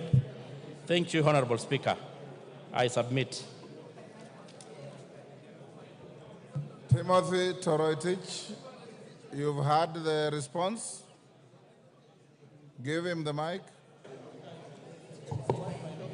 Thank you, Honorable Speaker. Honorable Speaker, whereas I appreciate the response by the Chair Security, Honorable Chair, we have been informed and that the allowance payable to NPR is Kenya shillings 5,000. Honorable Chair, Honorable Speaker, I would like to get exactly the frequency of payment. Are they paid on a monthly basis, on a quarterly basis, or on a yearly basis? Tongoyo.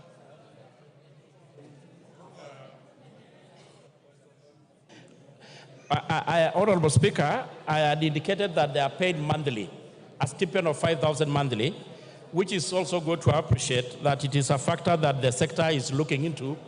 When the situation of the economy improves, where the discussions are underway to see how we can enhance them. But it is 5,000 and it's monthly. Thank you. And next, a response to a request by the member for Kilgoris, Julius Ole Sunguli. Tongoy again. Is Sunguli in the house? Yes. Thank you, Honorable Speaker. On the response to a statement sought by the MP for Kilgoris, my senior Honorable Julius Sunguli, I want to respond as follows. It is a question regarding the insecurity in Angatabarikoi. Honorable Speaker, there has been conflict among the couriers, the Maasais, and the Kipsigs over the use and the ownership of Kailolong land. Indeed, there is a court case that is pending before the Nakuru High Court. Honorable Speaker, the government has taken the following measures to enhance the peace in the area.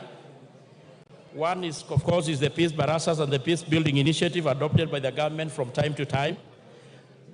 The police station that has been put up in a place, Angatabarikoi Police Station, to help enhance security in the area. And it was established in a distributed land. The area member of Parliament can attest to that. In the same area, Honorable Speaker, there have been a formation of several formed up units to include ASITU, that is an anti-stock police unit, GSU, and even rapid response unit to help the GSU and other form units to ensure that peace prevails in the area along the border. Honorable Speaker, the government has put up in place the following measures to ensure harmonious coexistence of all warring communities who borders each other.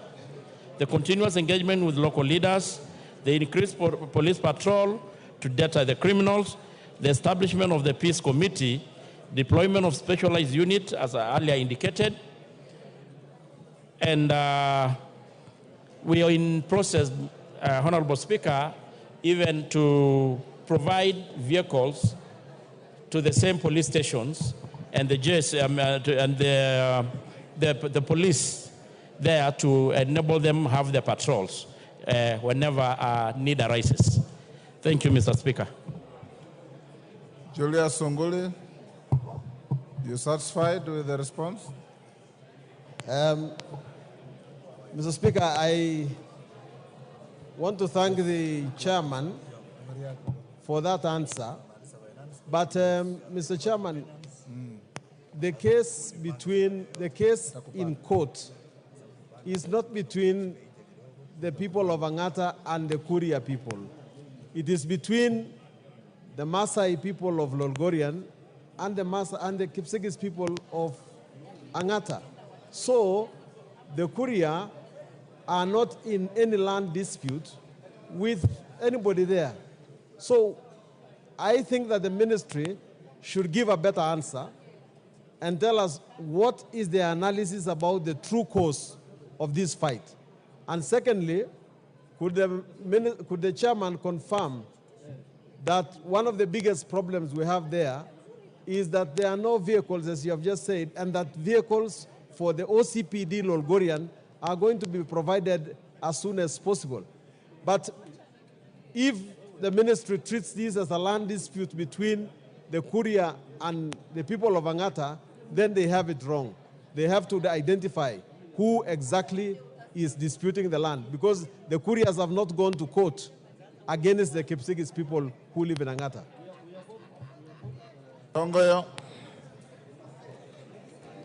Mr. Speaker, I want to appreciate, of course, the concern of the Member of Parliament. And for record, I also come from the same county, and I understand the dynamics and the historical land equation in that area. And Mr. Sunguli, even previously, as when he was practicing law, he may have even probably handled some land dispute cases along the area. But I want to say, Mr. Speaker, with his help and other actually players in the area, the ministry is going to look into and go deeper, looking into the question. But Mr. Sunguli, the MP, you all know the dynamic and the question in the issue of the land in that area. Because behind the issue of the Kurias, the issue of the Kalenjin and the people in Logorian, there is even a long-standing problem between the West Singishu and the Syria. And those problems are correlated in a manner. But I want to give an assurance that we are going to speed up the investigation if need be. If there are people who are behind this, the government is not going to hesitate to take action. I'd also mention that I know there has been a problem about mobility of our police officers to respond to distress calls. You have noted that there is a 10 billion shilling in the just read budget to look into the issue of leasing of police vehicles. And Kilgoris is one of the counties, and specifically sub-counties, which are going to benefit from the leasing of the vehicle to the police. Thank you, Mr. Speaker. Kitayama. Member for Kuria East. Give Honorable Kitayama the microphone. There you are. Thank you, Mr. Speaker. Mr. Speaker, the answer that I've just heard is a true misrepresentation of facts on the ground and a perpetuation of escapism that all governments have been doing around that area. Honorable Speaker, the problem in that area is known by everybody, including the one who asked this question. This problem must be traced from the 1660s, when the migration of people was happening in this country. And Honorable Speaker, the 2010 Constitution did give us instruments through constitutional bodies that would address historical land injustices. And that is why the National Land Commission was set up. It is on record, even in this House, that as early as the time that the Laikipia migration was happening, back during the colonial days, that is when the resettlement that happened in Transmara-Kuria border started causing these problems that are here. And everybody knows that. They are just playing to the gallery by escaping the facts. Mr. Speaker, it is also true that the TJRC commission that was set up to look into these issues documented this problem very extensively. And even after the TJRC report, the National Land Commission has listened to the complaints of the people of Kuria and the complaints of the people from Kilgoris and the people of the Maasai in that area. So, Honorable Speaker, it is unfair for us to continue receiving answers that are not solving the problem. And it is also not true that the people of Kuria are not in court. The honorable member knows that in Kilgoris, there is a running court case around this matter. In Nakuru, there is a running court case around this matter. He himself knows he has appeared before the National Land Commission and over this same matter. The National Land Commission is even continuously, is as we speak, reviewing this matter. So, Honorable Speaker, this answer is not helpful. It is not an answer that is meant to help the communities that are out there. And Honorable Speaker, there is no such thing as the Kuria having no rights there. The Kuria have documented rights. If you go to the National Archives, you will find the agreements that were written by the colonial governments during that, and there is no government that gets, governments exist in perpetuity. So the colonial government did record the agreements. The people of Kuria are rightfully claiming that land, and the matter is being frustrated by senior government officials over the years. Every government that has been in this country since independence has continuously frustrated the rights that the people of Kuria have been laying over this. And that is why, Honorable Speaker, you are not being told that in 2019, the National Land Commission did award the Kuria community that said piece of land, and it's only 20,000 acres. And the National Land Commission, if you go to the Kenya Gazette, it did the January Kenya Gazette, January 2019. The people of Kuria were awarded by none other than a commission of this country, a legal commission, the National Land Commission. So, Honorable Speaker, this is a scheme to keep this matter in court and continue frustrating the people of Kuria, purporting that they have no rights to live in Rift Valley. In Tanzania, the people of Kuria live in Tanzania, in Rift Valley. In other jurisdictions... You've made your point. Yes, Your Honorable Speaker, and we cannot continue having the... And Honorable Speaker, it can also be traced in 1989, when... You've made your point, Kitayama. Tongoyo, are you misleading the House? Mr. Speaker. Hold on, Tongoyo. Let's hear Sunguli first. Sunguli. Yeah, Mr. Speaker, in view of the comments by my friend, a very dear friend of mine, Honorable Kitayama, isn't it now in order that you direct the chairman to come up with a more researched answer? Because, Mr. Speaker, when I walked into this house, I did not know that the Kuria people of Kuria district, of Migori County, are out on an act of aggression, and that they claim land which is in Transmara. Isn't it in order for the chairman to ask the government to come up with a clear boundary between Migori County and Narok County, because we all live in our own homes, and where people are going to trace their historical rights, that we are not going to get to the bottom of the problem, and we are not going to get an answer. So can you direct the chairman that he has not answered this question, and that let him go and get a more researched answer, which is satisfactory, and which will dissuade my colleagues from Kuria from claiming the land from in Transmara. Yes, Kitayama. And this time, take less time. Give Kitayama the mic. Honorable Speaker, the constitution of this country allows anybody to buy land anywhere within the jurisdiction of this country. History has recorded how the people of Kuria acquired that land. It is in the records of government. It is in the records. And this is not a matter of Migori County or Transmara or Rift Valley County. This is a matter that our people own land in any other part of this country.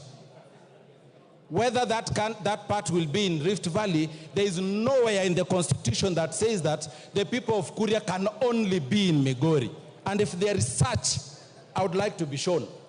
The same way that all other communities reside in Rift Valley, they reside in Nyanza, they reside in other regions, is the same way that the people of Kuria have a right to reside in Rift Valley. So and he himself, he knows.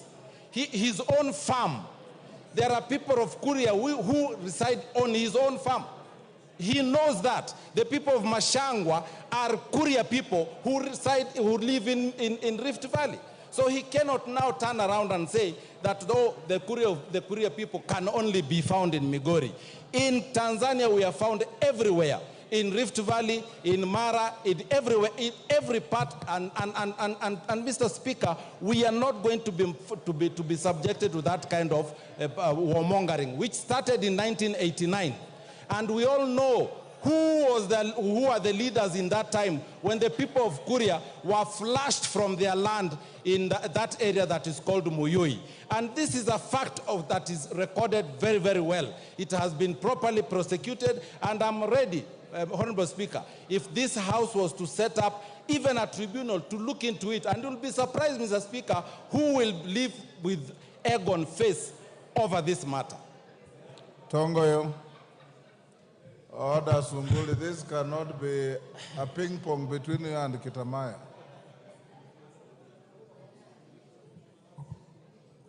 Okay, Sunguli. Mr. Speaker, this is not about the Kuria who live in Transmara. The Kuria who live in Transmara live in a place called Mashangwa.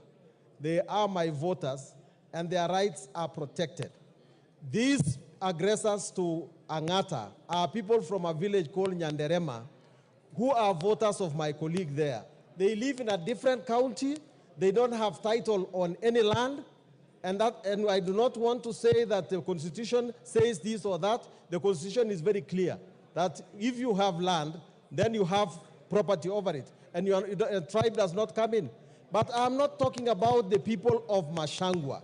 The people of Mashangwa have rights. They have land. We are giving them more locations. We are giving them more sub-locations. We are giving them a road, and they are very well protected. The people of Nyanderema have no rights on the land of other people. The land belongs to the people of Angata. Order. Order. Both of you are actually saying the same thing. The chairman of the committee said the land in issue as a contest between people from the Kipsigis community, the Maasai community, and the Kuria community. If you need more details, go to the committee and prosecute your case. Tongoyo. Thank you, Mr. Speaker. Mr. Speaker, listening keenly to that the whole problem has been an issue of ownership of land, and it has got a very long history. Mr. Speaker, on issues as complex as this, it goes beyond the mandate of security alone. It is a cross-cutting issue. It touches on issues of land dealt within the Ministry of Land, and actually many a times also call for a political solution that such leaders and all of us may occasionally or at times need to be called upon to help address the problem. So what I want to say, Mr. Speaker, let the leadership between the Sunguli and all of us and the people concerned able to look in an amicable way to address the problem, because it goes beyond a security issue. It touches land, it touches on the issue of boundaries. There are several cases in court talking into the same. So, Mr. Speaker, maybe I will suggest that depends on you can guide, that we let the leaders able to see whether we can able to look a situation where we can able to address at a higher level, that all the players, including the Ministry of Land, the administration and political class, to sit down and look for a lasting solution into this problem. Thank you. Thank you. Yes, Honorable Wandai. You know, Honorable Speaker, I have listened keenly to the response from the very able chair of National Security Committee, my friend Honorable Tongoyo. But I am left wondering, because you know, this House, under Article 95 of the Constitution, is mandated to resolve issues that concern the people. That issue is serious from the way I am able to get to decipher. It's an issue that can potentially evolve into a problem, a bigger problem, if not addressed with the seriousness it deserves. It's an issue concerning 3 large communities, the Kuria, the Kipsigis, and the Maasai. Honorable Speaker, would I be in order to suggest perhaps that this issue goes beyond the committee of my friend Honorable Tongoyo, and perhaps with your guidance, we set up a mechanism, be it a committee, be it a tribunal, whatever it is, to address that conflict in an expeditious manner. Otherwise, Honorable Speaker, history might judge us very harshly as a House that we settled on a matter which could have been resolved, and yet we left it to snowball into something unmanageable. That's my take, Honorable Speaker. Thank you. Owen Bayer. Thank you very much, Honorable Speaker. Honorable Speaker, you now also serve as chairman of minority groups. And my advice is, through your guidance, that you set a select committee of, or an ad hoc committee of Parliament from members from this area, so that they can sit and look at an amicable solution, instead of looking at a more administrative solution, but they look at a communal, they look at a solution that is participatory. Because the Constitution of Kenya also allows us to have an ADR, an alternative dispute mechanism. And that, therefore, will give the people of Kuria, the Kipsigis, the Maasai, an opportunity to sit down as elders to get a solution, instead of a more administrative solution that may not be acceptable to all. I thank you, Honorable Speaker. Honorable Tongoyo, you come from the county where this issue is coming from. I would advise you that you have a session in your committee with the 2 members, and if you want to escalate the matter, you can involve the Lands Committee to see how to resolve the matter without raising passions. Minority Leader and Owen Bayer, if you want to set up a committee, you know the procedure. Next order. Order number 8, procedural motion, resolution to hold a Thursday morning sitting. Honorable Majority Leader, where is Ichungwa? Proceed.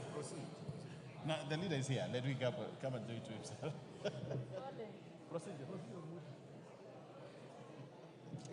Majority Leader, move your procedural motion.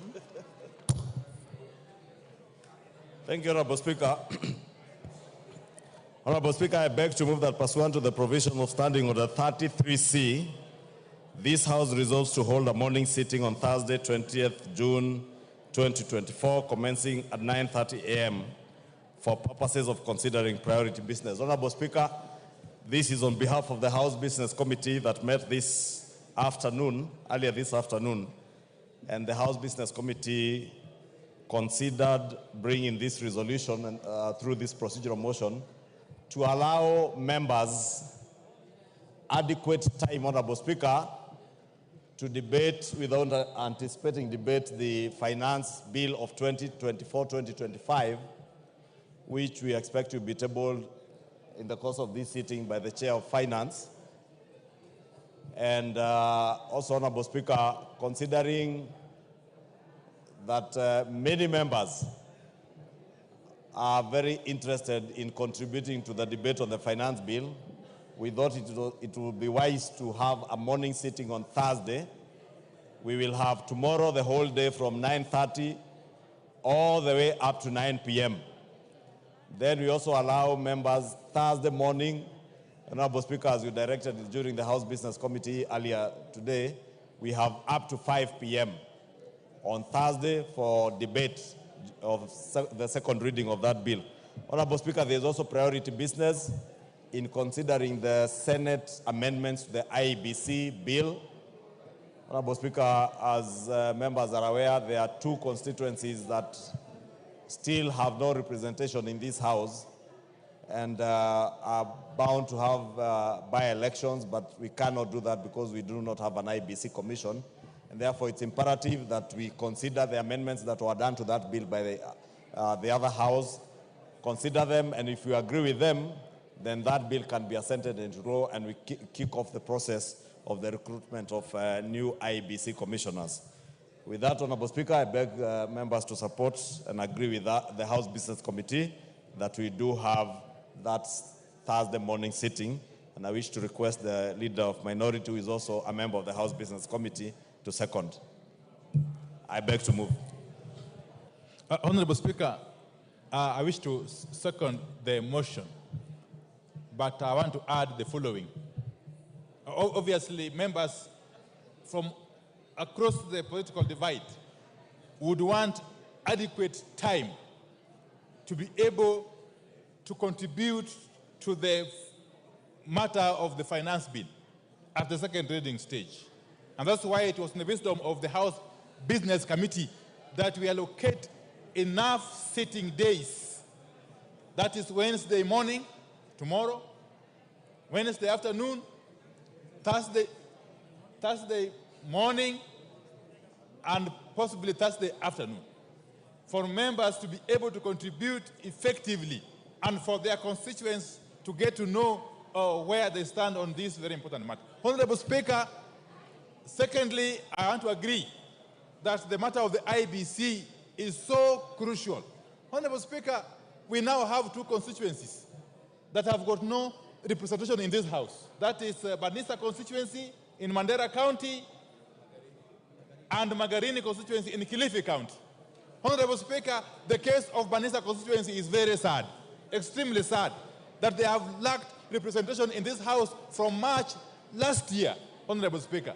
And you all know, Honorable Speaker, the procedures for reconstituting the IBC, even after this bill is finally enacted into law, is going to take some time, Honorable Speaker. Maybe 4 months or so, Honorable Speaker. So I think it is in order, therefore, that we approve this motion. But as soon as we do so, I have been trying to scan around. I can't see the chair of the Committee on Finance in the House, and yet I've been waiting eagerly to lay my hands on the report of the committee. Because this morning, we were treated to some very juicy news by Honorable Kimani Chungwa and the chair from State House about certain measures they have taken on the finance bill. But as I always say, the taste of the pudding lies in the eating. Until and unless we see the report of the committee containing those very far-reaching amendments that we were made to understand what have been made, we cannot be sure, Honorable Speaker. And therefore, we want to see that report eagerly. We are waiting here eagerly to see that report and to dissect it and to go through it with a tooth comb before we can make informed decisions, Honorable Speaker. And therefore, with those preliminary remarks, I support the motion. Thank you. I second, sorry. You second. Order, honorable members on their feet, take your seats. Honorable members on their feet, take your seats.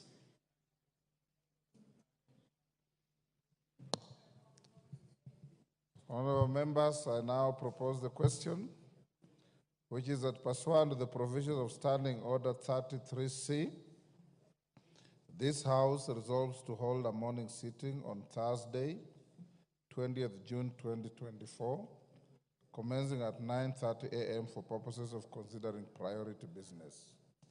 I put the question. Honorable members, I now put the question, which is that pursuant to the provisions of Standing Order 33C, this House resolves to hold a morning sitting on Thursday, 20th June 2024, commencing at 9 a.m. for purposes of considering priority business. As members of that opinion say aye. Will those of the contrary opinion say nay? The ayes have it. Order number 9, procedural motion, reduction of publication period or specified bill. Majority, no, Chairman, Budget and Appropriations Committee. Dindi Nyoro. Thank you very much, Honorable Speaker. Honorable Speaker, I beg to move that pursuant to the provisions of Standing Order 120, that this House resolves to reduce the publication period of the Appropriation Bill, National Assembly Bill number 33 of 2024, from 7 days to 5 days. Honorable Speaker, the essence of this is because the calendar that we have now between today and next week is very tight. We'll be discussing very major and far-reaching policy instruments in this House, and especially the Finance Bill alongside the Appropriations Act or Bill. And Honorable Speaker, the essence of this is for us to meet the timelines as we move to the close of this financial year by end of this month. And Honorable Speaker, at the same time, we have still given ample time even for members to peruse and interrogate the appropriation bill, because Honorable Speaker, as members are aware, these two processes that we'll be having are intertwined. And the reason we have decided that we have the appropriation bill after the finance bill is because this is a very democratic House and the country is very democratic, and we want us to first trace where the monies are coming from even before we finalize on the appropriation bill, so that whatever members may feel around the appropriation, the finance bill, can also be taken care of in the appropriations bill, Honorable Speaker, so that we are able to balance our revenue and expenditure. And I am hopeful that we'll be looking at these matters in a very objective manner, because we are all, Honorable Speaker, looking forward into the many programs that we have undertaken to complete and undertake. For example, electricity in our constituencies will be getting 50 million per constituency, and all the others, including the increment in the agricultural sector, in the CDF, and all the other elements that are very important for service delivery in regards to the Kenyan people. Also, the monies that we are appropriating to our counties, which is 400.1 billion shillings, is also hedged, Honorable Speaker, on this bill, but alongside this bill, also the revenue side, which is the motion that is a heavy motion before us, which will be moved by the Chairman, Honorable Kimani Kuria. Honorable Speaker, I beg to move and request that the Honorable, the very able Didimas Barasa, the man of Kofia, to second this motion. Didimas. Thank you, Mr. Speaker. I rise to second this motion, and just like the chair has explained, it's very, in very good term, very clear terms, Honorable Speaker.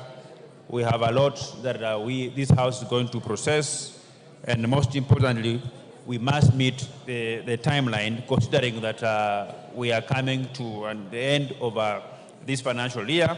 And Honorable Speaker, this House is youthful. We are able to go through the finance bill, and we'll be able to understand where these monies are coming from. Without much ado, Honorable Speaker, I beg to second. Thank you. Thank you, Honorable Didimas. Order, Honorable Commissioner Makau. Order. Commissioner Macau, freeze or take the nearest seat. Honorable members, I now propose the question, which is that pursuant to the provisions of Standing Order 120, this House resolves to reduce the publication period of the Appropriation Bill, National Assembly Bill number 33 of 2024, from 7 days to 5 days. We put the question? Yes, Kajwang? Mr. Speaker, I see no merit in reducing the dates or the days that we have in this bill. The number of days we are talking about, this bill is already published, but it is 5 days old. In fact, if we then reduce it, then it becomes ripe, which in number 10, you then can see it can be put before the House to be read a first time. So actually, mathematically, what we are talking about is 2 days. We have already passed a resolution to discuss tomorrow, to discuss the issues concerning the finance bill tomorrow. And Honorable Speaker, the majority leader just let us know from the House business you have directed that this can go between tomorrow up to Thursday. So actually, we then can properly examine this bill if it were to be, if it were to take the 7 days on Tuesday next week, quite properly.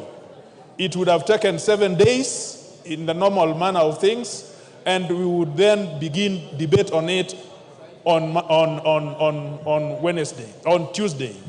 Now, Mr. Speaker, for us to accept this, a person moving the bill or the person seconding must give us reasons.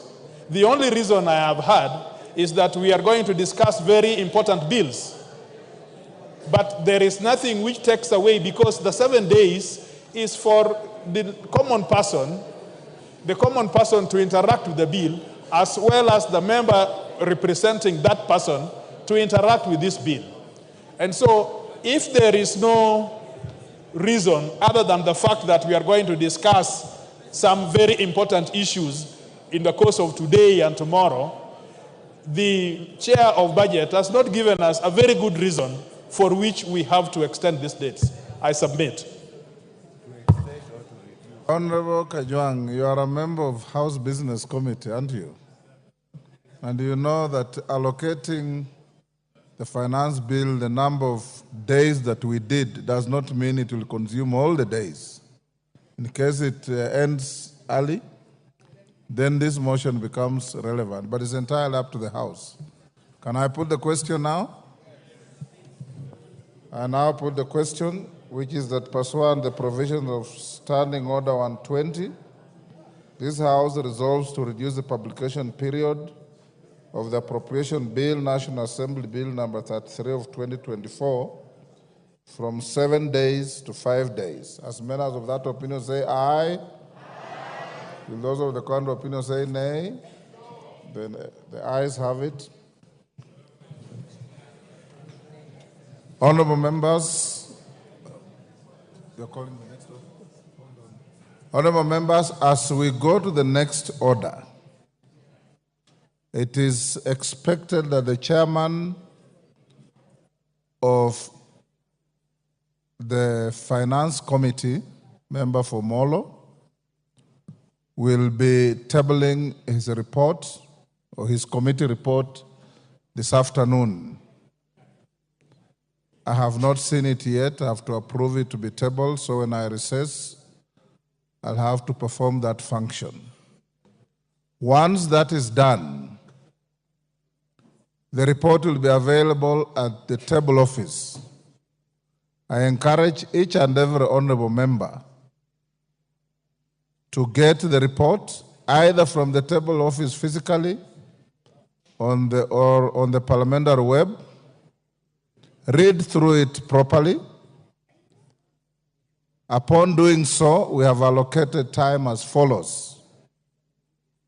Tomorrow morning from 9:30, The finance bill will be moved by the committee chairman. It will be open to debate the whole of tomorrow morning, tomorrow afternoon. You have just approved a sitting for Thursday morning. And remember that tomorrow you will sit up to 9:30 or 9 in the night. On Thursday morning, we'll again sit on the finance bill, and House Business Committee has directed that we will then vote on that bill on Thursday afternoon. Committee of the Whole on the same bill will come on Tuesday afternoon. Those of you who want to file any amendments, and I've seen some, I've in fact approved some, although it will be more decent and proper to file your amendments after reading the report to see whether you are proposing amendments that have already been dealt with by the committee. I have directed the clerk that the closure for submitting amendments will be on Thursday at 1 p.m. So those of you who want to file an amendment upon reading the report and the bill, ensure that you file your amendments at or before Thursday, 1 p.m.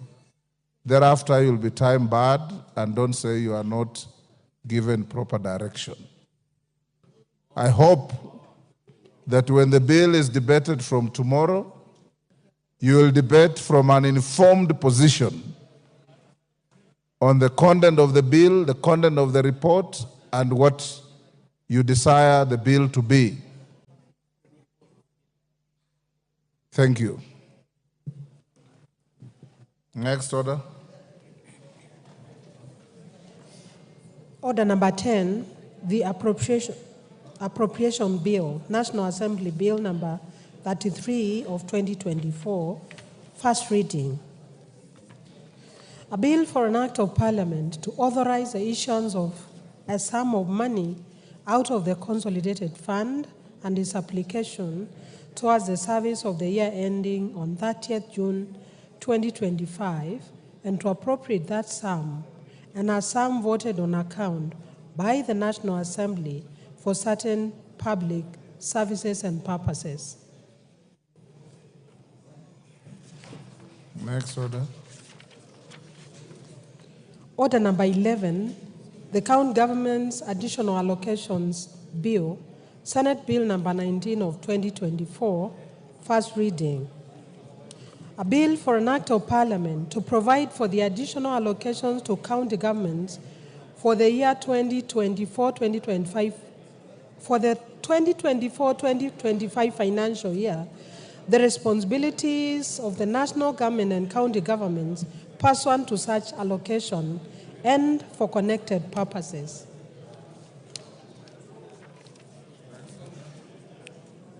Order number 12, the County Allocation of Revenue Bill, Senate Bill number 25 of 2024, first reading.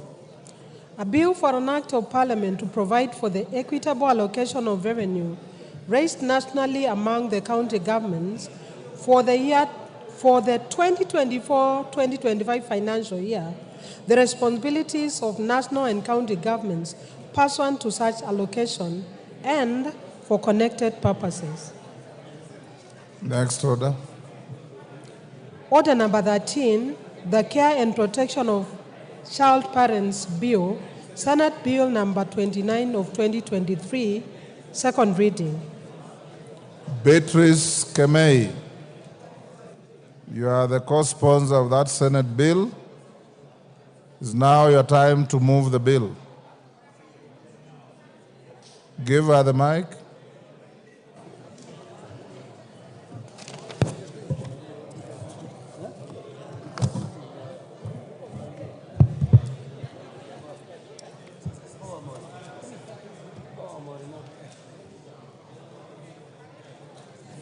A functioning mic, there you are. Thank you, thank you. Mr. Speaker, sir, I beg to move that the Care and Protection of Child Parents Bill 2023, the Senate Bill number 29 of 2023 be now read a second time. Mr. Speaker, the principal objective of the bill is to provide a legal framework for the care and protection of child parents within the counties. The framework is intended to ensure that an expectant child or a child parent may actualize their right to basic education and at the same time ensure proper care of their children and as enshrined in Article 53 of the Constitution. Honorable Speaker, 61 years since Kenya gained its independence from colonial rule, child pregnancies remain a huge concern as they not only affect the child's ability to continue with their education, but they also impact on the government's effort in reducing poverty levels in the country.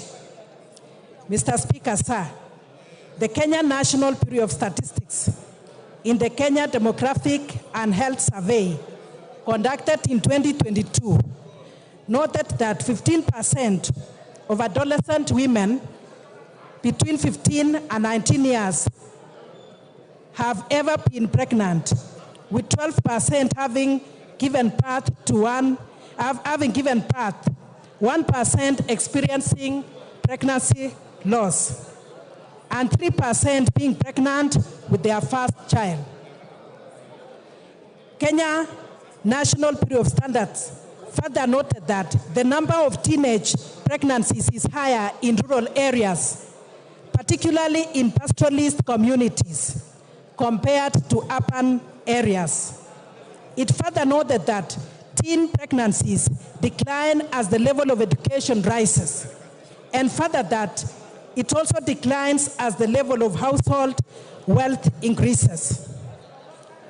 Mr. Speaker, sir, the Constitution of Kenya 2010 in Article 53(1), Part B, C, and D provides for the right of a child to free and compulsory basic education, the right to basic nutrition, shelter, and health care, and the right to protection and right to protection from abuse, neglect, harmful cultural practices, all forms of violence, inhuman treatment and punishment that is there, and even exploitative labor. Honorable Speaker, Section 13 of the Child Act, number 29 of 2022, reiterates the right of a child to basic education and mandates the Cabinet Secretary in charge of children matters in consultation with the Cabinet Secretary in charge of education to develop and implement policies for the realization by every child of the Constitution of the constitutional right to education. The Basic Education Act number 14 of 2013 provides that no child should be denied admission to a public school.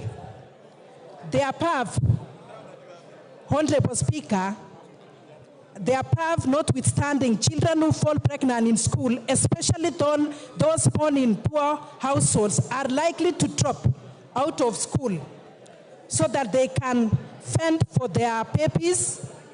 This not only impacts on their right to education, but also exposes them to early marriages and exploitative labor practices as they seek to fend for themselves and their children.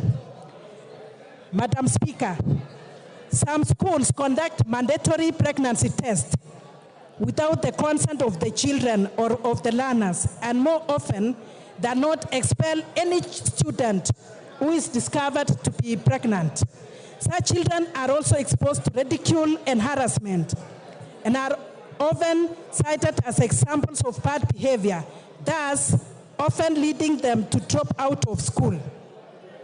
It is also difficult for children who have been pregnant before to be readmitted to the school or to another school, as they are often shunned, with the school administration fearing that readmitting them will be viewed as tolerating ill behavior from students, which they are afraid of spreading to other students. Even where the child is readmitted to school, they sometimes have no one to leave the newborn baby with, thus leading them to either delay re-entry to school or making them not to concentrate on their studies, hence resulting to poor academic results. Madam Speaker, existing legislation only provides for the rights of children generally and does not take care of the circumstances unique to child parents. These laws do not provide for how children who fall pregnant are to be handled by the school administration during their pregnancy and also delivery. They also do not provide for ways of ensuring that once they have given birth, they are readmitted to school and have support and access to childcare facilities, particularly those without anyone to take care of their newborn babies while in school. There is also no law providing a framework for the establishment, management, and inspection of childcare facilities so as to ensure that they are safe for children. Madam Speaker, there is therefore need to create a framework to protect children in vulnerable households so as to ensure that they are able to complete their basic education and have a better chance at having better quality of life. This bill therefore seeks to provide a legal framework for the protection of the rights set out under Article 53, 1C and D of the Constitution in relation to child parents, and also through which the expectant child or a child parent can realize their right to education and at the same time ensure the care and protection of the other child, and also of standards for the establishment and regulation of care centers for child parents by county governments. Madam Speaker, clauses 4, 5, and 6 of the bill provide for the obligations of the national and county governments with respect to preventing pregnant children and child parents from dropping out of school, as well as social assistance to such children. Clause 7 of the bill provides for preparation of management plans by the school administration, which are aimed towards reduction of dropouts, as well as prescribing how pregnant children and child parents will be handled within the school. While Clause 8 of the bill provides for the rights of pregnant and parenting students, including the right to continue as they are medically capable of being in school, the right to be readmitted to school upon delivery and weaning of the baby, and the right to access adequate prenatal and antenatal health care and counseling services. Honorable Speaker, Clause 9 of the bill provides for the role of the county government in reducing dropout rates, as well as in ensuring that those who have dropped out are able to be readmitted to schools and that vulnerable children who are likely to drop out of school are catered for so that they can remain in school. While Clause 10, Honorable Speaker, of the bill provides for the school principal's role in managing teenage pregnancies in the school. Clause 11, Madam Speaker, provides for medical examination to confirm that a child is pregnant. The child cannot be compelled to undergo medical examination, and the principal may decline to inform the child's parents of the pregnancy in case they are a danger to the child. Honorable Speaker, Clause 12 and 13 provides for the pregnant child's right to receive pre- and postnatal health care and information, as well as the right to receive counseling and support services. Honorable Speaker, Clause 14 provides for confidentiality when handling the case of any child who is found to be pregnant within a school. While Clause 15 provides that where the person responsible for pregnancy is an adult, the school principal should disclose the same to the county director of education, the council, and the nearest police station. And if the person is a teacher, an additional report is to be made to the Teacher Service Commission. Honorable Speaker, Clause 16 provides for readmission of the child to school once she has given birth and weaned the baby. She is to be readmitted at the same level she was prior to giving birth. Honorable Speaker, 17 provides that the school should not discriminate against the pregnant child while she is in school on account of being pregnant or having given birth, while 18 requires parents of the pregnant child or of child to continue with their parental obligations and support the child. 19, Honorable Speaker, provides for the school's obligation to counsel the child, readmit the child once the child is born and weaned, and to continue supporting the child so that they can continue with their education. Madam Speaker, Clause 20 makes it an offense for the school administration to refuse to readmit a child once they have given birth. Upon confusion, the school principal and every member of the school administration may be fined up to 500,000 or jailed for 6 months or both. Madam Speaker, Clause 21 provides for establishment of child care centers in or within the vicinity of an institution of basic education. Clause 22 provides that child care services provided are for the benefit of the children less than 3 years old, whose parents are children who are being readmitted to school. Clause 23, Honorable Speaker, provides for the requirements of a child care center, which includes accessibility, affordability, ability to give adequate supervision to the children, and availability of qualified personnel together for the children. Honorable Speaker, Clause 22 to 33 provide for licensing of child care centers by counties. Counties are also required to enact legislation to guide the licensing process within the county. Honorable Speaker, Clause 35 provides for the services that are to be provided in the child care center, which include the care and supervision of children, counseling of child parents, outreach programs, and recreational and activities. Madam Speaker, Clause 37 provides for inspection and evaluation of safety in the care center and the obligation to keep the premises safe for children and to have contacts of emergency services providers such as hospitals, ambulances, and firefighting services. Madam Speaker, 42 provides for continued recognition of care centers which are already in existence and are already licensed. Madam Speaker, implementing the measures proposed in the bill will ensure protection of child parents and ensure that the country moves closer to 100% access to basic education and by children in Kenya. Madam Speaker, I now want to stop with these remarks, and I beg Madam Emase, Honorable, to second. Honorable Emase. Thank you, Honorable Speaker, for the opportunity to second the bill on care and protection of child parents, Bill 2023. Madam Speaker, this is a very straightforward bill. It is very timely.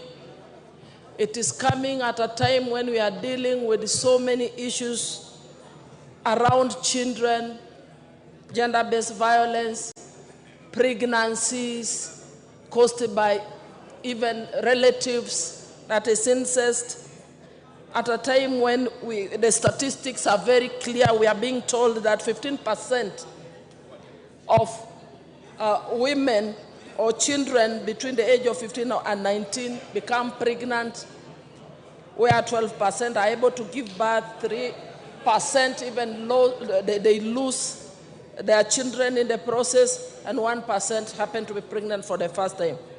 Honorable Speaker, therefore, this bill, as we have been told, seeks to provide a legal framework so that as a government, we are able to manage to deal with the issue of teenage pregnancies. We have a framework that provides on how this matter is to be dealt with by the county governments, by the national government, because children or an expectant child has got rights.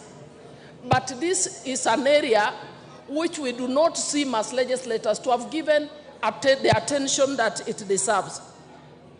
Honorable Speaker, this bill, therefore, seeks to ensure that there is a proper plan. If a child is expectant, how should that child be handled? How should the school administration address the matter such that this child is guaranteed the right to education?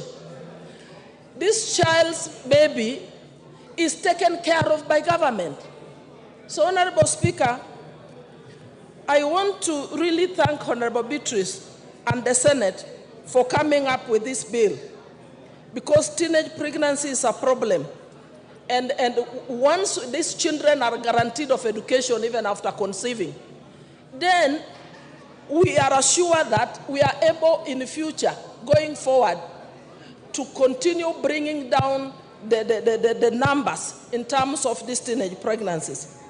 Honorable Speaker, in each of our constituencies, every day we encounter the number of schools that are reported, even to report as many as 20 or more pregnancies, even in our schools. So we need this legislation so that these children are taken care of. There is proper guidance. There is even psychosocial, counseling in schools to guide them so that they are not harassed or ridiculed in schools, so that these children are able to continue with the school, and by ensuring that they have the right to education and they are able to continue the education, then as a nation we're able to address so many other multiplier effects of those dropouts. We're able to deal with issues of poverty. And Honorable Speaker, I think with those few remarks, I second the motion. Thank you.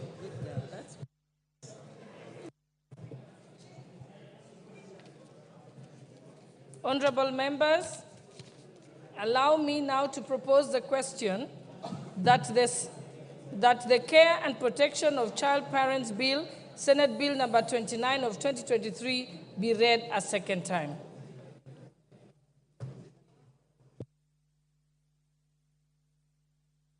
Honorable TJ, you can see. My contribution, Madam Speaker, will be very short. Madam Speaker, if you examine this bill, how come it is not a money bill? In the memorandum, it has been set there, and it is said not to be a money bill. Sorry, I can't hear you. Can you start again?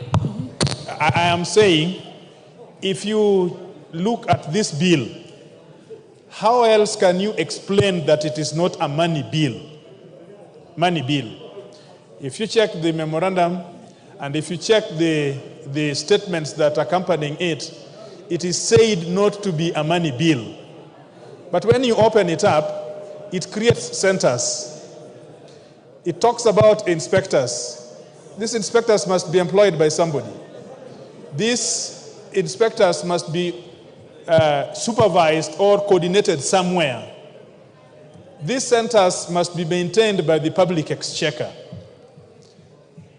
And even when you open up those big premises of policy on protecting the child, definitely the child would have to be protected where there are functions which money follows. I am really sympathetic to the girl child.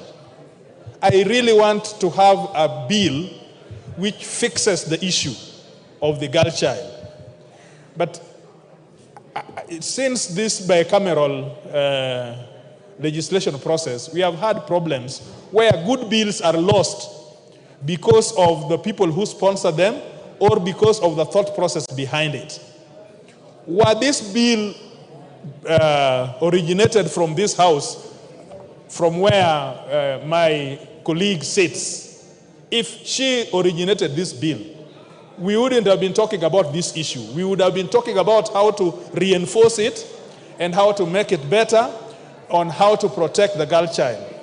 But for some reason, members on the other house, they get into issues which they do not investigate very well. And this is a constitutional issue. We cannot do something about it. Article 114 happens to be a constitutional issue. Even when the emeritus lady and a very, she's a doyen of this legislation. But Honorable Emase will see the bill. In fact, she is the member of the Budget and Appropriation. Honorable Emase, please convince us that this is not a money bill. She is still consulting. But Honorable Emase, please don't mistake us. We are the fighters. Emase, listen. We are the fighters for the girl child. And we want girl child to be ring-fenced. Some of us are fathers of girls. But the problem we have in this legislation is that people begin to sponsor bills without looking at the Constitution. You see an inspector there. You see the care there. It is definitely going to use the taxpayers' money. So how can it be a bill outside Article 114? Just convince us and we pass this bill with a record time. But if you are unable, my colleague, please find a way of withdrawing this bill and reintroducing it here so that you do not go away. This thing is very important to a child. We cannot just use it on technicalities. There must be somehow of how we can pass this bill, Madam Speaker, so that the real issues of the child is protected. Thank you very much. Thank you very much, Honorable Member for Ruaraka, Honorable TJ Kajwang. I think you raise a very important point, and I think I agree with you that probably before I say anything about it, I think it's important that we allow the mover of the bill, the second of the bill, and I think also Honorable Member for Baringo, maybe we start with you. Let's hear what the members have to say, but it's a very important issue you have raised. Thank you for that.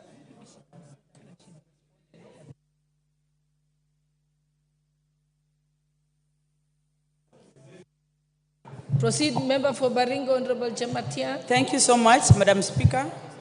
I also want to rise to support with a lot of amendments in this bill. I support because this is a very pertinent topic and a very important bill if it's considered and put in proper perspective. As much as I am supporting what Honorable Beatrice has given us today, Madam Speaker, if you look at this bill, it needs a lot of scrutiny.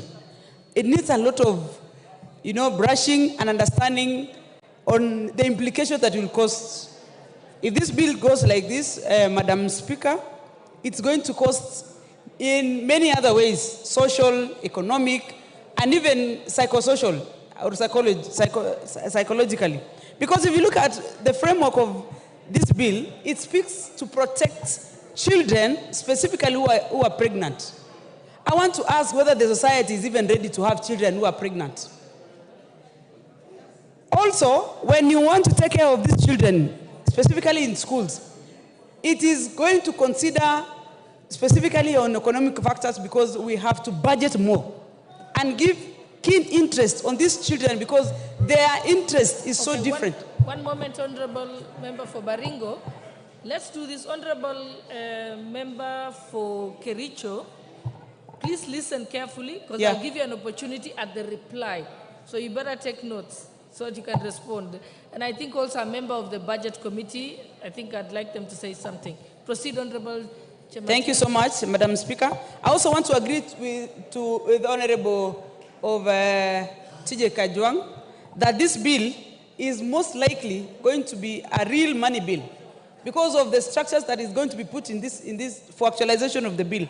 There's no way you are going to be reintroducing, these expectant children or child parents, and when you take them back to school, the consideration is going to be so much. These children or this particular child is going to be having specific interest at specific times. Also,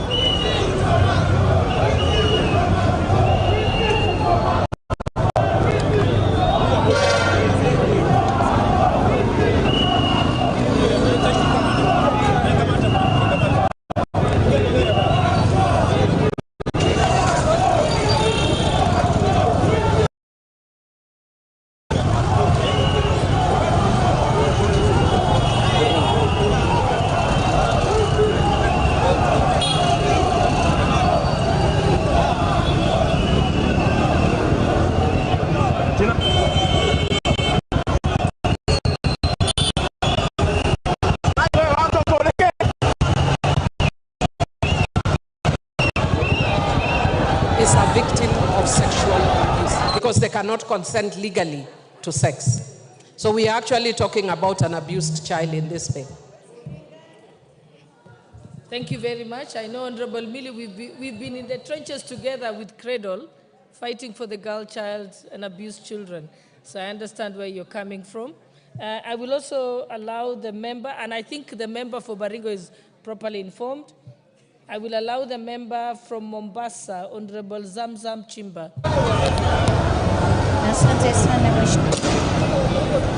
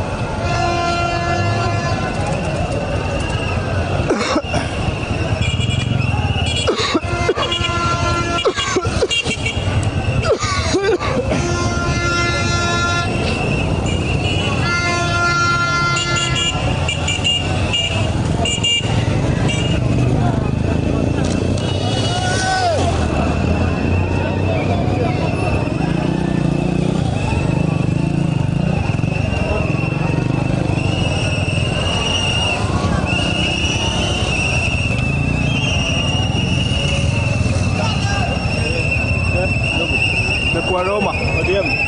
ODM.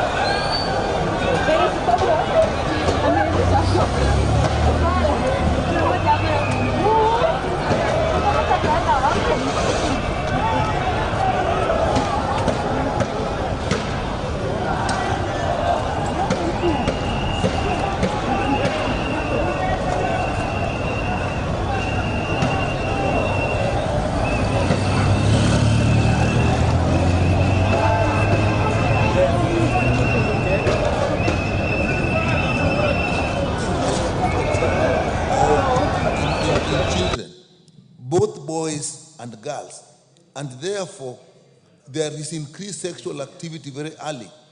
And with the liberal upbringing and even the liberal provisions even in our laws that are protective, it therefore brings this as a big problem. Therefore, it is actually necessary to address that. Girls get into pubescent very early. Menarche comes extremely early. And when there is menarche, the starting period, they are actually ovulating. And therefore, they are capable of getting pregnant. And yet, they are still children. And with the empowerment of the girl child we have brought, there's a freedom that has come. And as a society, are we taking care of that? That is what some members are actually raising, that how shall we deal with the psychological orientation, the traditional orientation, the cultural orientation. That is actually where we start. Because if we take a strict legal definition, then anybody below 18 is a child. And if the law was nature, then they shouldn't get pregnant. But the law is not nature. So we are dealing with a legal situation against a biological situation. And these children will actually need a lot of psychological support, even if before we start thinking of education. And if they get pregnant, the impact is huge, both physiologically, physically, mentally, and even in their development. Because some of them actually get pregnant before maturity of their organs. That's a big problem. So, and if you look at development, the greatest developmental impact will be in on the education. They cannot go on with education. And I think this is where this bill is camping. On that aspect, I support that we should find a way that these children will go back to school. But then we come and talking of their protection. You are actually now protecting two children. The mother is a child, the baby is a child. And we are now also bringing in centers that have been created. And if you look at what is we are indicating in the center, we are even talking of children, these children giving birth at the centers. So that center becomes an extremely complex center that we are dealing with. So, Madam Speaker, in terms of education, I think the most important thing that we are actually addressing, and we look at this, is how do they get to school? What psychological support do they need when they go to school? What physical support? And the support of the baby, because some of them will come from families that are actually so disadvantaged, they can't look after a baby that is left behind. We are saying in this bill that can also be done at the centers. So if you look at this center is complex, it's huge. And how are we going to set it up without money? And therefore, this must be first and foremost looked at as a money bill. So this bill, in my view, we really need to relook at it. I support it in principle, but as set out now, I think if passed as it is, I think it will give us a lot of problems in its handling. So my view, I'll say, is that we need to relook at this bill, whether we withdraw it and bring it again, whether we look at it in a much more broader sense. But as it is, it's a good principle. It's something we should pursue, but not as it is now. Thank you, Madam Speaker. Thank you. The Honourable Member for Kibra, Honourable Peter.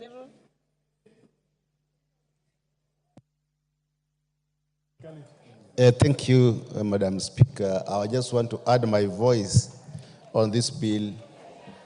And I think all the bills which come to this House should always pass through the Budget Committee. And when they pass through the Budget Committee, we have them either designated as money bill or not money bill. But what is most important is about how it is assumed that under 17 years is a child. I support this based on our current law. I remember, but culturally, when we were young, like myself, my mother was married at 17 years. And see how healthy I am. She gave birth to 7 healthy men and 3 healthy ladies. So, just as my colleague Dr. here is talking about 2 children, sometimes our culture makes our young girls to be married under our cultural norms. I would know where you come from. Sometimes the Wazees will always say that their daughters be married because of certain circumstances. But in the eyes of the law, I know that it is assumed that anybody under 18 is a girl, a child.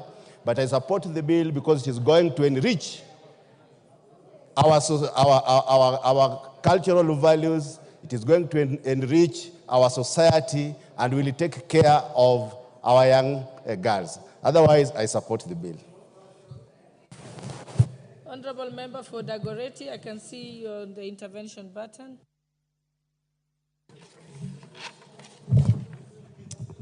Thank you, Madam Speaker. Madam Speaker, while I know this is a bill that every woman will support and ensure that indeed there's protection and care of every child, and the challenges we have faced, Madam Speaker, so much in issues of children today, that you find today, I'll give you a story, Madam Speaker. Just recently, there's a girl who went to the Swedish embassy. She's supposed to travel to Sweden. But because since she was born, she has never communicated to the father or anything, the parent was told that they need the father's consent. Or she goes to court and the mother to file a sole custody of the child. So you realize in such things, you need now the law to be very clear, especially for Kenyan children, because we can't also enforce parents or husbands when they leave their wives that you need to fight. And this sometimes can bring trauma to a child. So, Madam Speaker, when I talk about the care and protection of a child parents bill, it's a bill that will assist in many things, because the law internationally comes out, and within the Children's Act, we also have that protection.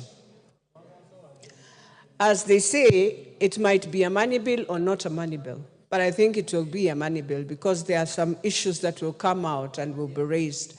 So that, Madam Speaker, also we have to look at it. But this is a very important bill that every woman in this House must support this bill, because it's going to help very many families that are finding themselves in this challenge. And also you find that children who are in orphanages, Madam Speaker. So a child has lived in an orphanage, let's say her whole or his whole life. But then you realize when they come to the age of 17, they will want to now start, what's my identity? And those are some of the things we are saying. As you bring in care, both parents must agree. And if a child will also come out and say, I have never seen you as a father or a mother, and they decide the parent that has taken care of her is that parent that has taken care of Madam Speaker, then I'm hoping in the bill we are also trying to ensure we are safeguarding such children. That yes, you have a biological parent, but that parent never bothered about you. And so you went and found a foster parent who has taken care of you as a parent. In fact, nobody even knows whether this is your parent or not your parent. That is what the bill should be also addressing, because we have very many children today who are in that scenario. Madam Speaker, this Senate bill, co-sponsored by Beatrice Kemei, is also a bill that needs now to look at the different laws that we have for children, and so that we don't find ourselves having an overlap. So when you go to court, the judge is supposed to read the Children's Act, but remember always the Constitution now takes precedence, and you have to ensure it's the principal law. And so how do we ensure we don't find ourselves in a court where now you have to quote so many laws for children to get their rights? So I think as we debated, it will be very important for us to also look at those amendments and see whether we can bring in our own amendments also to enrich the bill more so that it takes care. If we are taking care and protection, then it protects the child. How do we ensure also it protects a child who is a minor but has also gone through a lot and is now in a juvenile court and needs assistance? Because I've realized, and I'll give an example, even though he's beyond a minor, this young man who just decided to beat a policeman. But nobody questioned whether this young man has had his own trauma, has gone through a lot, is a child either who has a single parent, and is unable to understand what he's going through. But we cascade, and it's something we are doing very much to many children today as they grow, and they are becoming more radical and more aggressive in their lives to protect themselves. So as we talk of care and protection of a child, we must also address the issues of parents in that, and that if indeed a parent at a point that you have not stayed with your child for more than 10 years, then you can't just walk into this life and say, now you have arrived. There must be a process. That process has to be well stipulated within the bill, Madam Speaker, and therefore I beg to support. Thank you. The Honourable Member for Kisauni. Asante sana Madam Speaker kunipa fursa kuweza kuchangia mswada huu. Nichukue nafasi pia kuwaombea nafasi ya pili wale watoto wetu wa kike ambao wanapata ajali ya kuwa na ujauzito. Ni vyema asiachwe nje, apewe nafasi aweze kurudi, aendelee na masomo yake. Na vile vile mswada huu unaelekea kwamba utahitaji fedha, kwa sababu ikiwa itahitaji kwamba kuwe na majengo ya kuweza kuangalia watoto katika shule hizo, itahitaji fedha, na ikiwa itahitaji fedha ni kwamba huu mswada utachukua muda mrefu sana. Lakini Mheshimiwa Zamzam ameleta mswada ambao utakuwa rahisi kwa kuwalinda watoto wetu wa kike. Kwa hivyo imekaa tu pale kwa table office haikuji. Hiyo sioni shida, sioni tatizo liko wapi. Na hiyo ingetuletea njia rahisi ya kuwasaidia watoto wa kike. Yeye Mheshimiwa Zamzam anasaidia, ameonyesha moyo, anasaidia watoto zaidi 350 kule sehemu ya kaunti ya Mombasa walipata ujauzito. Kwa hivyo tunaomba kwamba hiyo yake iharakishwe iweze kuja. Na vile vile watoto wetu wa kike tunasema mujistiri ndio watoto wetu. Msije mkapata hii mambo ya mimba za mapema. Haziwasaidii. Kwa hivyo mimi Madam Speaker nimesimama kusupport kwamba watoto wa kike wapewe second chance, lakini pia wajistiri ili wasije ili jambo likawa la mazoea. Na hii yote sababishwa na mgoka. Lakini tunawatakia kula la heri. Mungu awabariki waweze kujistiri ili waendelee na masomo mpaka wafike vyuo vikuu. Asante sana Madam Speaker. The Honorable Member for Marakwet West. Thank you, Honorable Speaker. Honorable Speaker, I rise to support this very progressive piece of legislation, that is the Care and Protection of Child Parents Bill 2023. Honorable Speaker, this group of parents, what you call child parents, have for a long period of time been neglected by the society. Honorable Speaker, it is time that their fundamental rights are taken into account in order to protect them. Honorable Speaker, these are parents who are below the age of 18 years. These are parents who have born children at that particular age. Honorable Speaker, this group of parents have suffered discrimination and abuse from the Kenyan community. Honorable Speaker, this bill, of course, when it comes to second reading, I will propose certain amendments that will go into the substance of the bill. Honorable Speaker, this bill further goes to provide what you call counseling and support services for those children for those mothers who have born children below and are below the age of 18 years. Honorable Speaker, this element of counseling and support is very, very vital and important so that we nurture that young parent. Honorable Speaker, also the issue of confidentiality. Under clause 14 of the bill, it provides very clearly that every case of a child who falls pregnant in an institution of basic education and training shall be handled by the management of the institution in a manner that ensures confidentiality. These young children who are parents, when they get pregnant at a young age, normally they are embarrassed, they are cajoled, and it is time that their rights are protected and the issue of pregnancy be made confidential. Honorable Speaker, under clause 15 of the bill, this is an area that we must look forward and propose an amendment to it. Honorable Speaker, as a lawyer yourself, if you read that clause very carefully, it says where it is determined that a person responsible for pregnancy. Honorable Speaker, this is not right because at this stage, unless a paternity test is undertaken, you cannot determine at this stage whether someone is responsible for the pregnancy or not.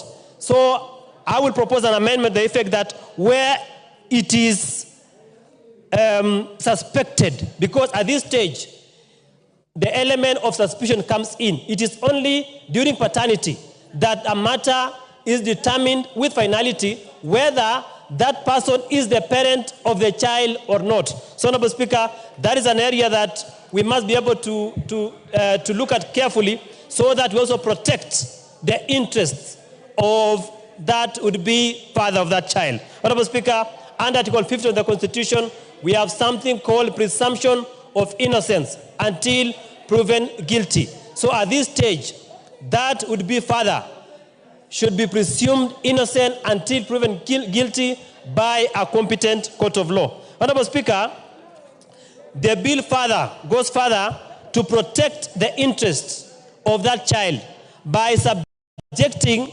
that suspect under this particular proposed law to certain legal processes. Honorable Speaker, the Teachers' Code of Regulations is very clear on how to handle issues of teachers who are suspected of impregnating students. And the law is very clear on that, and I believe, Honorable Speaker, this clause should be read alongside the Teachers Service Commission Act of 2012 plus the Code of Regulation of Teachers of 2015, because it cannot be read in isolation. As it is here, Honorable Speaker, it is not determinate, it is not certain, it has not provided a clear framework on how to handle the issue of teachers. But I believe that we should have a clause that this law should be read together, of course, with the Teacher Service Commission Act and the Code of Regulations. Honorable Speaker, on the issue of readmission,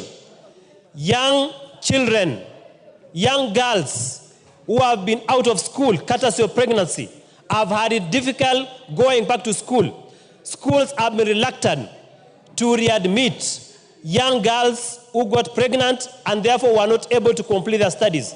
Now that we have a legal framework, we have a specific law that provides, that mandates our institutions from readmitting those young girls who have been out of school out because of pregnancies. Honorable Speaker, finally, I support the establishment of care centers.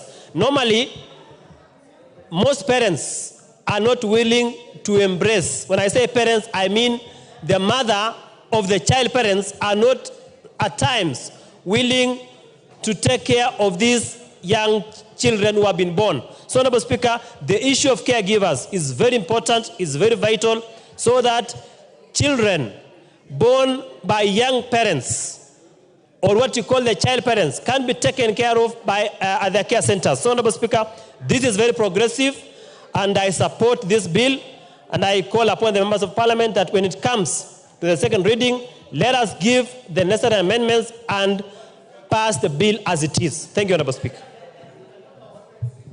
The Honourable Member for Tindiret, Honourable Julius Melly. Madam Speaker, I rise to support this bill, and I want first of all to commend the co-sponsor and the Senate for coming out with such a very progressive bill, more specifically and tailored to the parent-child. Madam Speaker, many people in this country do not know the existence of parent-children, and these are children who are underage, who are actually less than 18 years, and they are as young as 10 years old. Madam Speaker, this bill seeks to really bring into perspective who a young parent is, or who is a child parent. The bill seeks, among many others, to first of all tell the society that there is a parent who is not of age, who is giving birth, who has a child. The two of them are not of age. Two, it also goes ahead to really note that this child parent has a right to go to school, has a right to medical care. A number of them, when they are giving birth, their body systems are still very weak. They need a lot of medical attention. They need to undergo clinical checkups every other time. But as the Kenya National Bureau of Statistics has just pointed out, majority of the child parents are actually in rural areas, in pastoral communities, in households where the income is very low. This bill actually seeks to really bring awareness and to ensure that this particular child parent rights are well taken care of, as stated in the Constitution.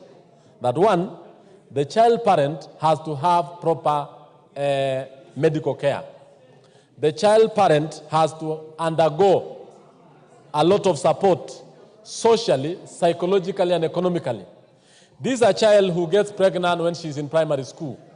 This is a child who gets expectant and having a baby when she's less than 12 or 13 or 14 years old. And every other time, she is actually stigmatized and she's not even allowed to be heard. As the bills indicates, some schools, majority of them, do actually take forced pregnancy tests on these children. And immediately they are discovered, they are actually stigmatized. They are ostracized by the school heads, by parents, by communities, and they are actually shunned. This is the time now we need to take up and own. This is a serious problem.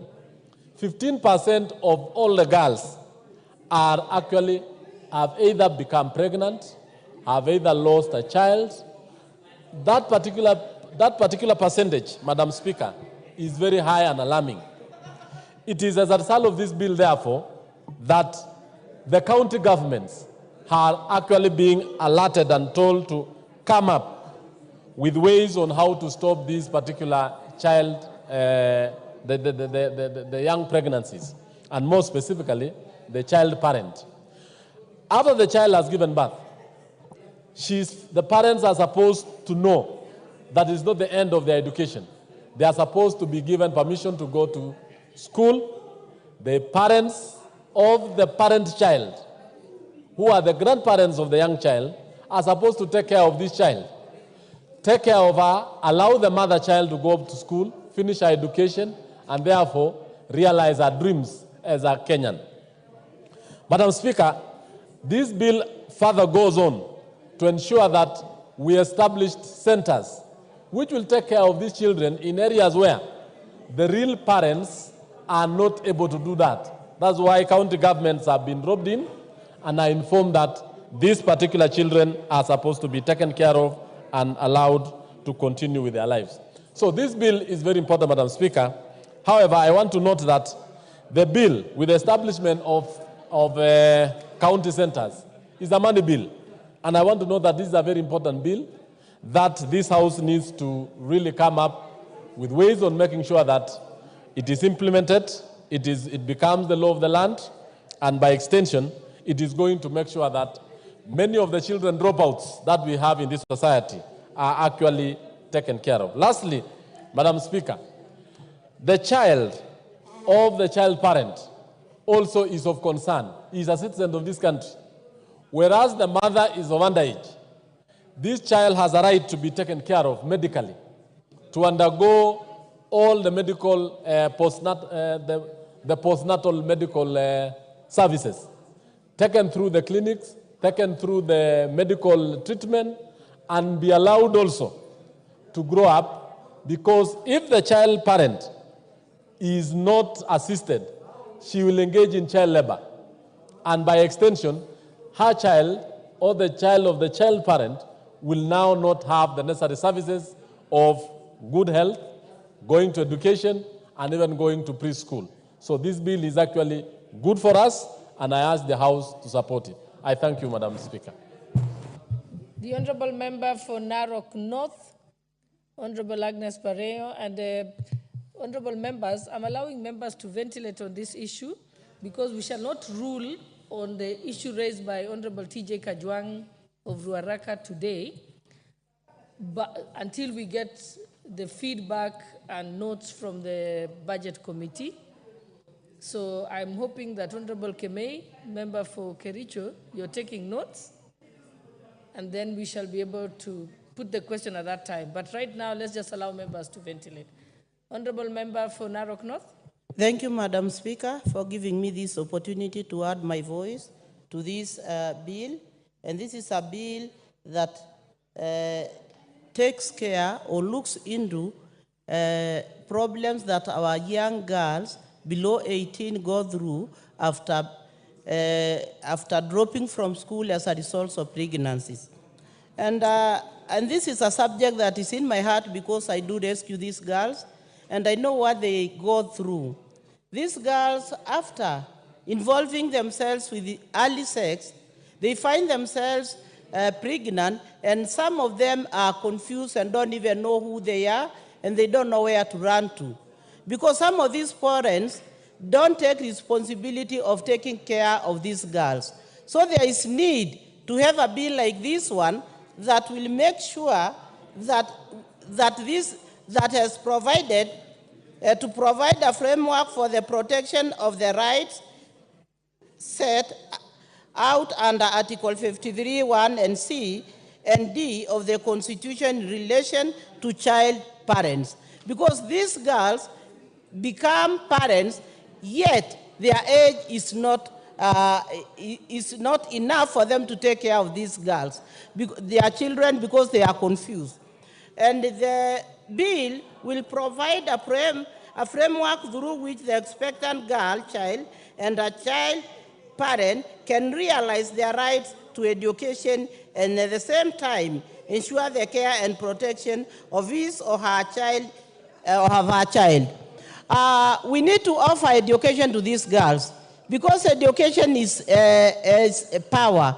And when you give a child education, this child will realize her rights and can know how to earn a living for her child. So I think it has come at the right time that we need to support these girls so that they can have an opportunity, a second opportunity to make sure that they have realized their goals. Because it doesn't mean that because she's pregnant and she has dropped from school, she cannot be who she wanted to be. So we need to give them another chance by the government supporting these girls and making sure that they get a time to go back to school and they are supported, and they need a lot of counseling because some of them are not sure whether they did the right thing or no.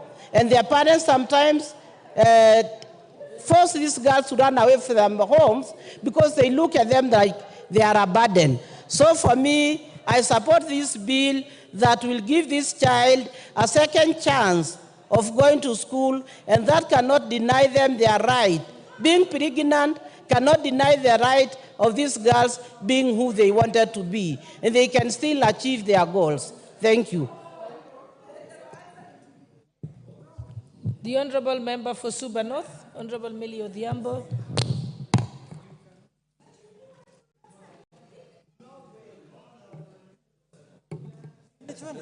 Thank you, Madam Speaker, for giving me this opportunity. Rosa, please allow Honourable Millie Odhiambo to speak. Madam Speaker, there's just a lot of excitement. Much obliged, Madam Speaker. Madam Speaker, there's a lot of excitement in relation to ongoing issues relating to the finance bill. And as you know, our party is having a parliamentary group meeting. I know that your party had a parliamentary group meeting in the morning, and I'm sure the party will give a position after that, but I'm glad at least people are listening to Kenyans, which is a good thing. Madam Speaker, I just want to say that in principle I support this bill, but I just want to point out some certain issues around it. And Madam Speaker, even as I'm speaking, I would want to urge Honorable Kaluma to listen to me, because he normally purports to know things about children's issues, even if he's my uncle, but I am an expert in this area more than him. And I would want... the word purports. You are helping him, Madam Speaker. Have you given him or I proceed? Allow Honorable Millie to prosecute her matter first. Thank you, Madam Speaker. I will proceed. No. I will proceed, Kaluma, Madam Speaker. I have Proceed, said that Honorable in principle, I support this bill. However, I just want to comment on certain issues that also relate to some of the things that members have said. And that is that even though I support this bill in principle, the architecture of this bill is challenging. The reason why I want to say the architecture of this bill is challenging, Madam Speaker, number one, is the government normally has a policy on how you legislate on certain issues. And in the children's sector in the last parliament, I brought a child justice bill and I was encouraged to collapse the Child Justice Bill into the Children Act, because in the past we had almost 66 pieces of legislation relating to children. The government formed a task force that was headed by retired Chief Justice F.U. Ward that agreed that we come up with one law on children so that we don't give lawyers a difficult task. When I was representing children, when I was the director at the Cradle, it meant if I wanted to deal with adoption, I had to look for the Adoption Act. If I wanted to deal with the issues of orphans, I would look at the Orphans and Vulnerable Children's Act. If I wanted to look at, there were over 66 pieces of legislation. That doesn't mean that what is provided in this law is wrong. It is actually excellent. But the architecture is not good. Should we kill the bill because of this? Perhaps not. And especially because a member has put in too much effort. But it talks to an executive that is asleep. The executive should advise members, and not only the executive, but also the parliamentary office. And in this case, it is the Senate legal office, should have offered guidance. The fact that members want to bring bills doesn't mean you bring it in any format. What they should have done, Madam Speaker, is bring an amendment to the Children Act so that all that is provided here is in the Children Act. Madam Speaker, all that is contained here is what we call children in need of care and protection. And if you actually look at this bill carefully, it contains primarily two major issues: readmission of children who are pregnant into school, and protection of children who have given birth. It is not even dealing with the criminal justice aspect, which is covered under the Sexual Offences Act. And I'm saying, in principle, I support this act, but I wish it was done differently.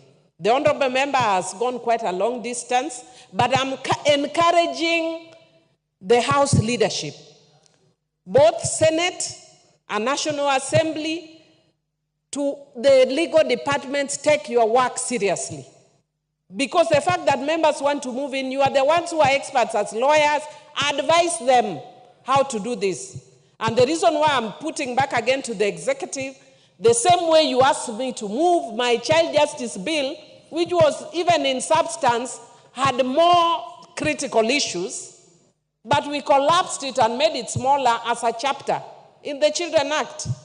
Because as a policy, the government had agreed that we collapse all children matters into one. It appears that there is no longer any policy relating to children, because if you look at our budget, for instance, right now, you see we are putting a lot of money into institutionalizing children. Yet the government policy has been against institutionalization. What are we doing? We are building centers to institutionalize children. It means we have no clue what our policy as a government is in relation to institutionalization of children. That is also appearing here. And I want to encourage the president that as soon as he's done with the challenges relating to the finance bill and his deputy, can he then work on the issue of ensuring that there is a clear policy that emanates from the executive to legislation. I've said this in this house, and it might be taken lightly, but in reality that speaks to a government that is dysfunctional. The right hand does not know what the left hand does. Even when it is private members' bill, it must follow the policy of the government of the day. And that is why for me, for instance, even though I wanted my child justice bill, the government policy of Uhuru at that time was towards one bill. I let mine die. So that is a reality we have to deal with. Other than that, Madam Speaker, I want to encourage the members. When I'm listening sometimes to what I hear the members saying, I feel very sad when I hear members saying that, in our culture, girls are getting married at 17, And my brother from Kibra, I think he has already left. But I have to invite him to the Parliamentary Caucus on Children and Parliamentarians for Global Action, which are human rights organization for parliamentarians globally. I chair both networks in Kenya. And as a country, we have progressed over the years. We have actually ratified the Convention on the Rights of the Child. We have raised standards on protecting our children, that we cannot talk because of men's libido that we lower the age for our children. Madam Speaker, in fact, nowadays it's the opposite. People are amused that I'm sharing that on this finance bill. There is a young man who has written to me when people are writing and telling me, Madam Speaker, stop, make sure the finance bill does not pass. Make sure the finance bill does not pass. A young man instead is writing to me that I am young but I have inches, Madam Speaker. So it is actually the reverse. It's the young men who are now very keen on looking for retirees like me. I don't mean I've retired in my work, but I've retired in that other sector. Telling me about inches. What do I do with inches, Madam Speaker? But what I'm saying is, even for those ones, we must protect our young boys from people, I think we call them coggers or something, who are maybe older, but may want to take advantage of young boys who are young and poor and want to take advantage by giving them money. But in this instance, when a girl is below 18, a boy is below 18, we presume that legally they cannot have sex. And the only challenge we're having under the Sexual Offences Act is ensuring that when they have sex with each other, we treat them as children in need of care and protection. But this is actually dealing with a civil issue emanating from a criminal act. And so, because of the honorable member who has put in so much effort, I will support it, but I would wish that the architecture was done better. I would have spoken more, Madam Speaker, but because of time, just ask those, some of us who are experts in these areas. We can help you and support you. I support, but I wish we would change the architecture, and I'll bring amendments in relation to some of the issues I've seen herein. Thank you, Madam Speaker. Thank you, Honorable Millie Odhiambo. And I think the Honorable Member for Kericho, Honorable Kemei, I hope you're taking notes. This is a very important issue on the architecture, and I think it's something that can be discussed at the committee level. I'm glad that Honorable Millie has raised it. She knows we have come a long way with the Children's Act together. So I think do liaise with her. She has a lot of information and knowledge on this particular point. The Honorable Member for Homa Bay Town. I thank you, Honorable Speaker. I'm going to come to you. Honorable Speaker. Honorable Member. Thank you. Honorable Speaker, it is in very rare occasions that we agree with the Honorable Millie Odhiambo, who is my niece. But Honorable Speaker, today I agree with Honorable Millie Odhiambo, except where she says I purport to know a lot about children's matters. Honorable Speaker, I had intervened because unknown to Honorable Millie, I was taught by the Honorable Speaker law. The one area of law you specialized in at the University of Nairobi and you taught me was the subject of children and the law. And Honorable Millie does not know that, inspired by the depth of your teaching, I went ahead and did my master's, specializing on, among others, the law relating to protection of the children. And that is what I would disaccount from Honorable Millie. The idea that she was besmirching not just my knowledge, but also the expertise of the best expert on matters children, who happens to be our speaker now. But we forgive her because she has spoken the language I desire to speak. Honorable Speaker, I had a meeting with our First Lady a short while back. And it was a meeting which went for over 3 hours. I was touched by the passion of the First Lady on matters children. And Honorable Speaker, what I want to confirm to the House is that we have a First Lady who is looking at how we can deal with matters of children and adequately protect them.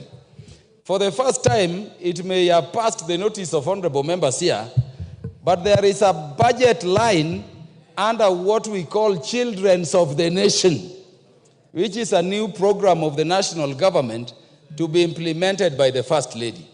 And the Children of the Nation program, Honorable Speaker, remember our First Lady was previously focused on women, Joiwu and others. The First Lady is henceforth going to be very focused on matters concerning children. And I was confirming to the House that when you looked at our budget lines very clearly, you saw an item called Children of the Nation program under the office of the First Lady. And that I'm saying this, Honorable Speaker, to confirm that matters concerning children are matters which concern the leadership of our nation and more so our current mother of the nation. Honorable Speaker, you would also remember the speech of His Excellency the President at Safari Park during the launch of the G7 to G16 caucus. The President requested that we focus on the matter of teenage pregnancies, early marriages, FGM and all those consequences. I'm happy the First Lady picked it up, and of course I want to thank Parliament for budgeting for it so that we can take it seriously. Honorable Speaker, leaving that background aside, let me now speak to the matters you taught me. Honorable Speaker, this bill is very good in substance. And I can tell you I'm very happy we are having clear framework in terms of how we need to establish, these child care centers, both at the county and how they should be supervised. I can tell you in Bomet a short while back, you remember somebody calling himself a philanthrope opened a children care center somewhere in Bomet.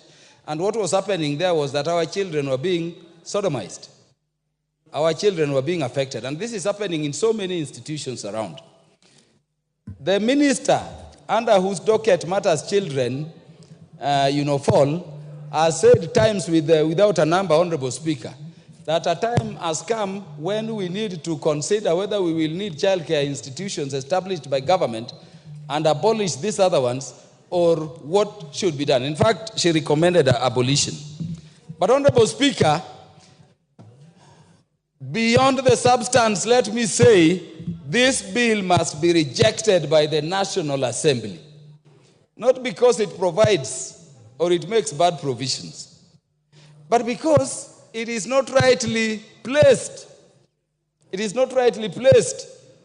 Honorable Speaker, before we came with the current Marriage Act, we had a marriage law providing for Hindu marriages. We had a marriage law providing for civil marriages. We had African Tradition and Customary Marriages Act. We had the Muslims were under their Sharia law. And with your advice and teaching, you said, let us collapse all these laws into a single law dealing with marriage so that even for practicing lawyers and for anybody who want to make references to know what the law in Kenya is about marriage, you pick the Marriage Act and all those forms and modes of marriages will be provided for there. Honorable Speaker, it is in that light, you remember, in the last Parliament, I think it was in the 12th Parliament, that we had the original Children's Act, but we had other issues concerning children in various piecemeal laws. And we made a decision, therefore, to collapse all these laws to the current Children's Act. It's a very comprehensive law. I'm therefore requesting members of the National Assembly that we don't want to go back to a situation where instead of going into the Children's Act and picking a single statute, and it will be your Bible or Quran on all matters affecting children, which is the ideal position in terms of proper legislation and even legal practice across the world, you want to take us to a situation where we have the Children's Act dealing with all issues concerning the children. You go to the Constitution, Article 53, you read it, you leave it there. You pick a law just on care and protection of child, child parents. You pick another law on children with disability. You will pick another law on orphaned children. You will pick another law on children in the context of, criminal offenses, the Romeo and Juliet cases. You pick another law on children whose parents are in marriage. You pick another law on children whose children are not in marriage, single parents. We cannot go that way. And that would be the pathway, Honorable Speaker, to confusing the body of law relating to children. I therefore want to speak, and I know the mover is keenly listening. We want to send the mover to go and tell the proponent of the bill in the House of Senate that this is not about the merit of the bill, but we are rejecting this bill so that these good and noble provisions can be picked and an appropriate amendment brought into the Children's Act, and so that consistently we have one comprehensive law which speaks to all matters concerning children. Honorable Speaker, Honorable Millie has spoken to the issue of policy, and it is very important. I am happy she has done so, but I was praying that she's around so that I also tell her that just the same way you are saying we should have policy from government, let us also allow government, when they say we have a government policy on this law you are bringing or you are proposing as a private member, collapse it or wait for us to bring a law which is informed by that government policy. It has happened to a law being pushed by Honorable Millie here. I will now not speak about it because she has gone, where the Attorney General has said we have a policy on this, and on the basis of that policy, we have drafted a law which the Attorney General has proved, but the laws are still being pursued. I want to say that on account of the need for a single comprehensive law, Honorable Speaker, a Bible on matters concerning children, let us collapse this bill, and we would be urging so, and we would urge the proponent before this floor and the proponent in the Senate to sit together and pick these good provisions so that we don't lose them, but have them as amendment provisions to the Children's Act so that we don't scatter matters concerning children all over. Honorable Speaker, on account of those submissions, I allay any fears that we can do anything other than that which upholds Article 53 and protects our children, but to say that going by the need to securely provide and protect our children, we will reject this law, hoping if the proponent of this law does not pick it in and domicile it within the Children's Act, even us, Honorable Speaker, members will pick it and do so. It's not about... Thank you very much, honorable members. I can see that I still have the honorable member for Moiben, the honorable member for Tarbo, the honorable member for Funyula, but allow me, honorable members, I will give you an opportunity, but allow me to go back to order number 5, which had been pending, and then we shall come back to those members who need to contribute to this matter. So we go back to order number 5, the Honorable Chairperson for the Finance Committee, Honorable Kimani Kuria. Thank you, Honorable Speaker. You can lay your paper, and then we shall resume debate on the matter. Thank you, Honorable Speaker. Honorable Speaker, I beg to lay the following following paper on the table of the House today, Tuesday, the 18th of June, 2024. The report on the Parliamentary Committee on Finance and National Planning on its consideration of the Finance Bill, National Assembly Bill number 30 of 2024. Thank you, Honorable Speaker.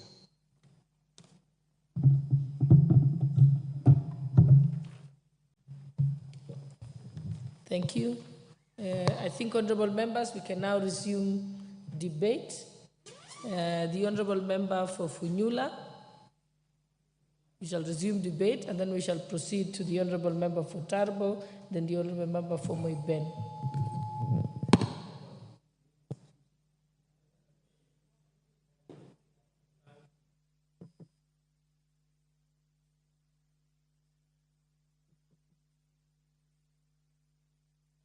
You may proceed, member for Funyula. Yeah. Thank you, Honorable Speaker, for this opportunity to also contribute on the Senate bill, the Care and Protection of Child Parents Bill 2023. And I do so, Honorable Speaker, first of all, as a father of girls and also a father for very many other girls. I also do so.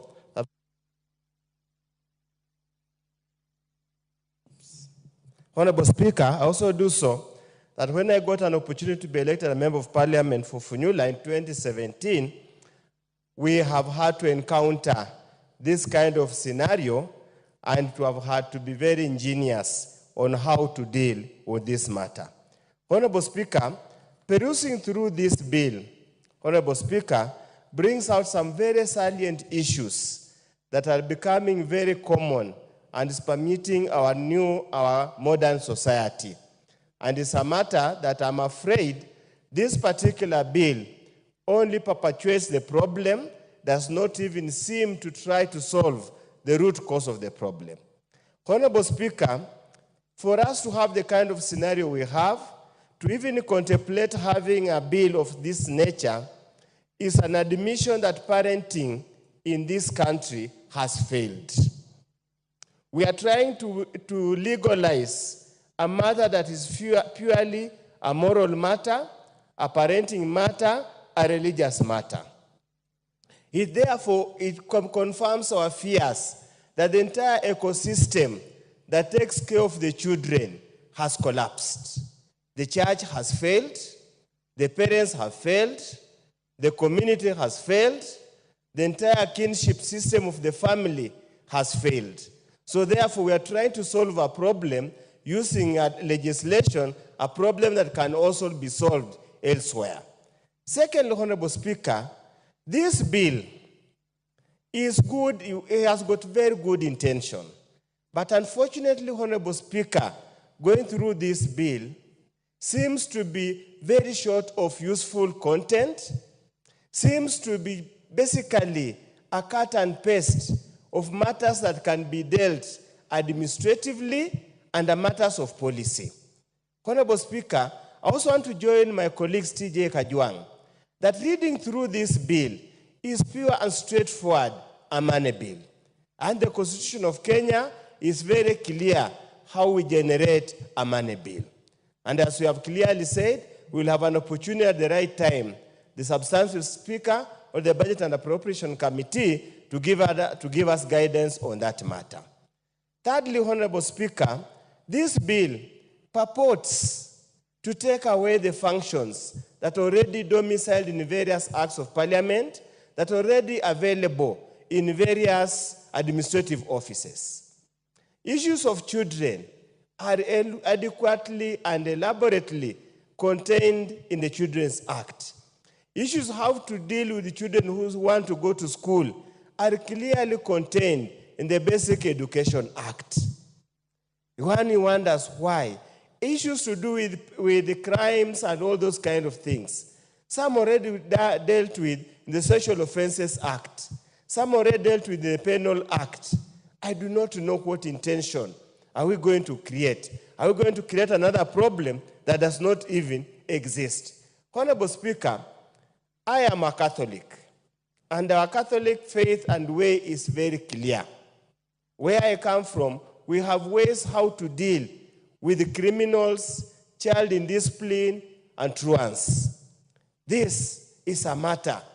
The honorable ladies who are here, the fathers who are here, to allow the state to cringe in your area is an admission of a failed society.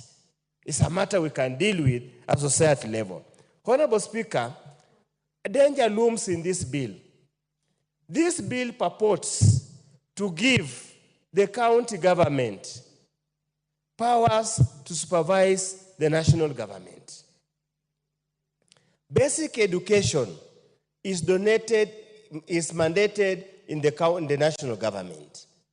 Asking the CEC in charge of, I don't know, to administer the bill, CEC in charge of whichever education at the county level to superimpose and instruct county director of education, we're already walking into the murky areas. And that's why I want to join my colleague Millie, that yes, we empathize with the efforts expended by the sponsor of this bill in the Senate.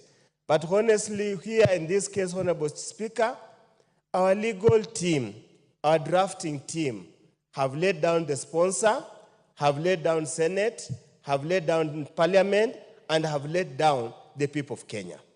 Members of Parliament, whether a senator or a member of Parliament, are not experts in legislative drafting. And that's why the office is populated with adequate number of technical people who ought to advise that the way the bill is drafted, it's impossible to implement.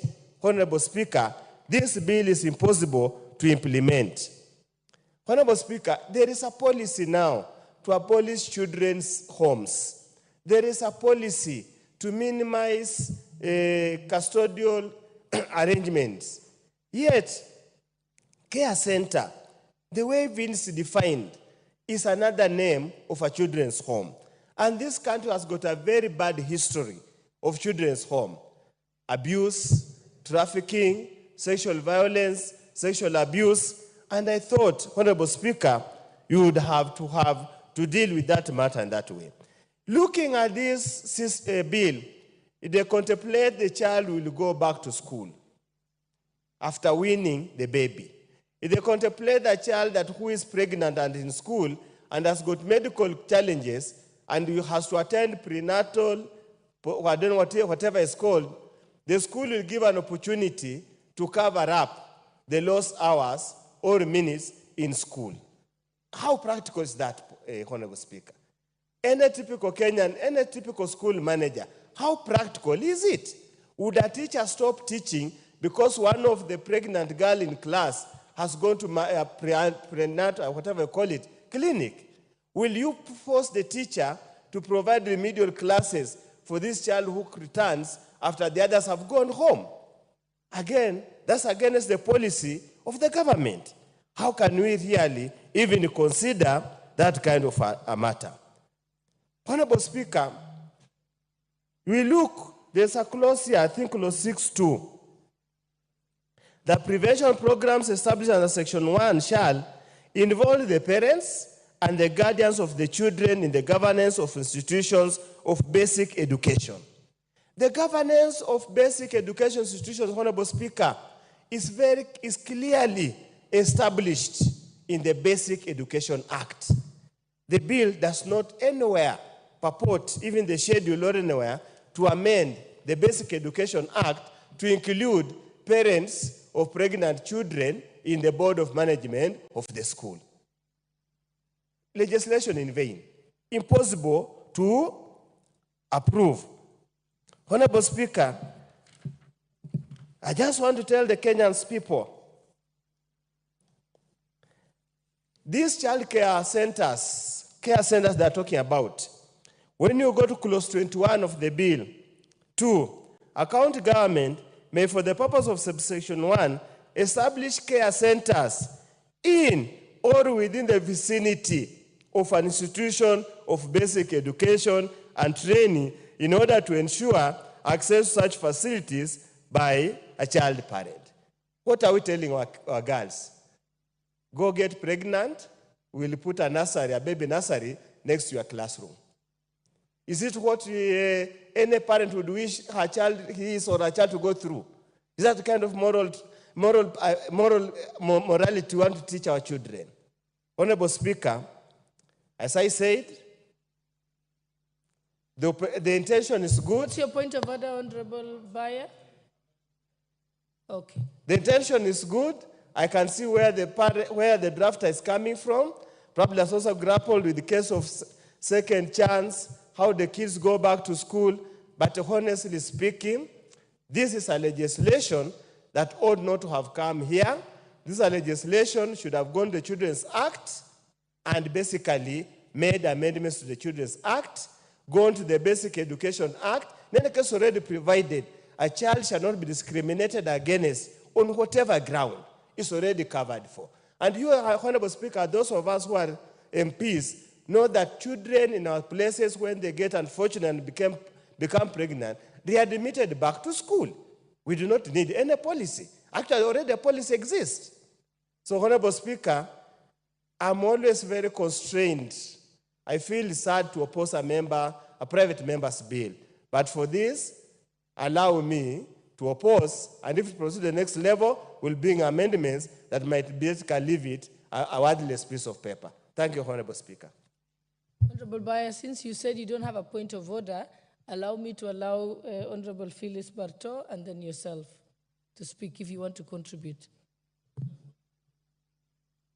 Yes, you can speak after her. Thank you, Madam Speaker, for giving me the chance also to add my voice on this bill. And I would like to congratulate the Member of Parliament, Kericho, for taking this bold step to bring this bill. Madam Speaker, children, especially when they are not catered for, they become very vulnerable. And more so if the parents or if the people who gave birth to the children are also coming from another background, vulnerable background. So we have a child who is from a vulnerable, and the child is also vulnerable.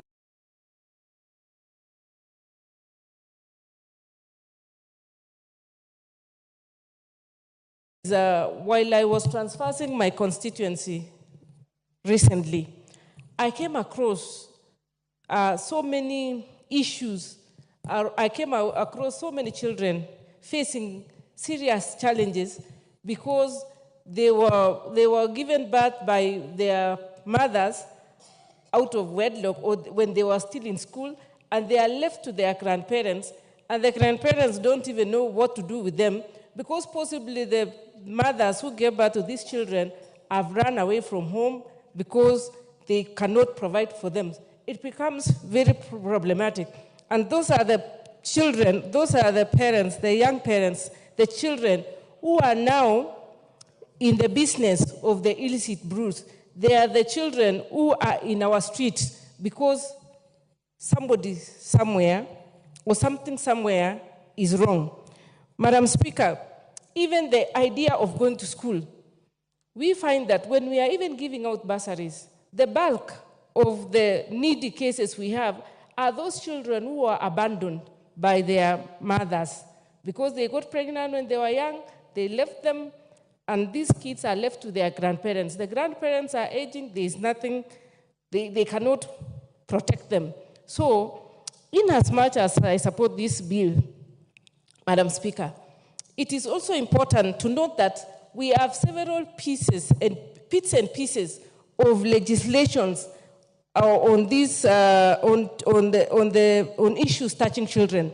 The Children Act, Madam Speaker, I think has been progressive, and there are so many legislations which have been done on issues affecting children.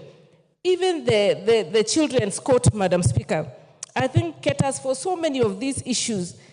It's only that I think the mover of the bill should redraft it in as much as she wanted to bring a framework to look into issues of children. I think she needs to go back to the drawing board and redraft it and churn out real issues which are not catered for so that we can have one very comprehensive act which caters for all issues, because we cannot legislate every piece of issue because society is progressive and we'll be having several challenges facing children from different perspectives in different forms and so on. So we need to have one umbrella which caters for all children and will be so that we don't have several pieces and bits here, so that even in a court of law we can have ambiguous laws which one deletes another, and I think it is important to have one comprehensive one. Madam Speaker, the issue of education, I think nobody denies anyone to go back to school after they get pregnant. I think the Basic Education Act is very clear. You are allowed to go to school. Mothers, young mothers have been given an opportunity that if you fall by the wayside, you can still pick up yourself, get up somewhere for the child to stay, and then you can go to school. So we need to comp out the the issues which we can be anchor, which can we anchor them all in the education, in the Children's Act. And to an extent that even nowadays, Madam Speaker,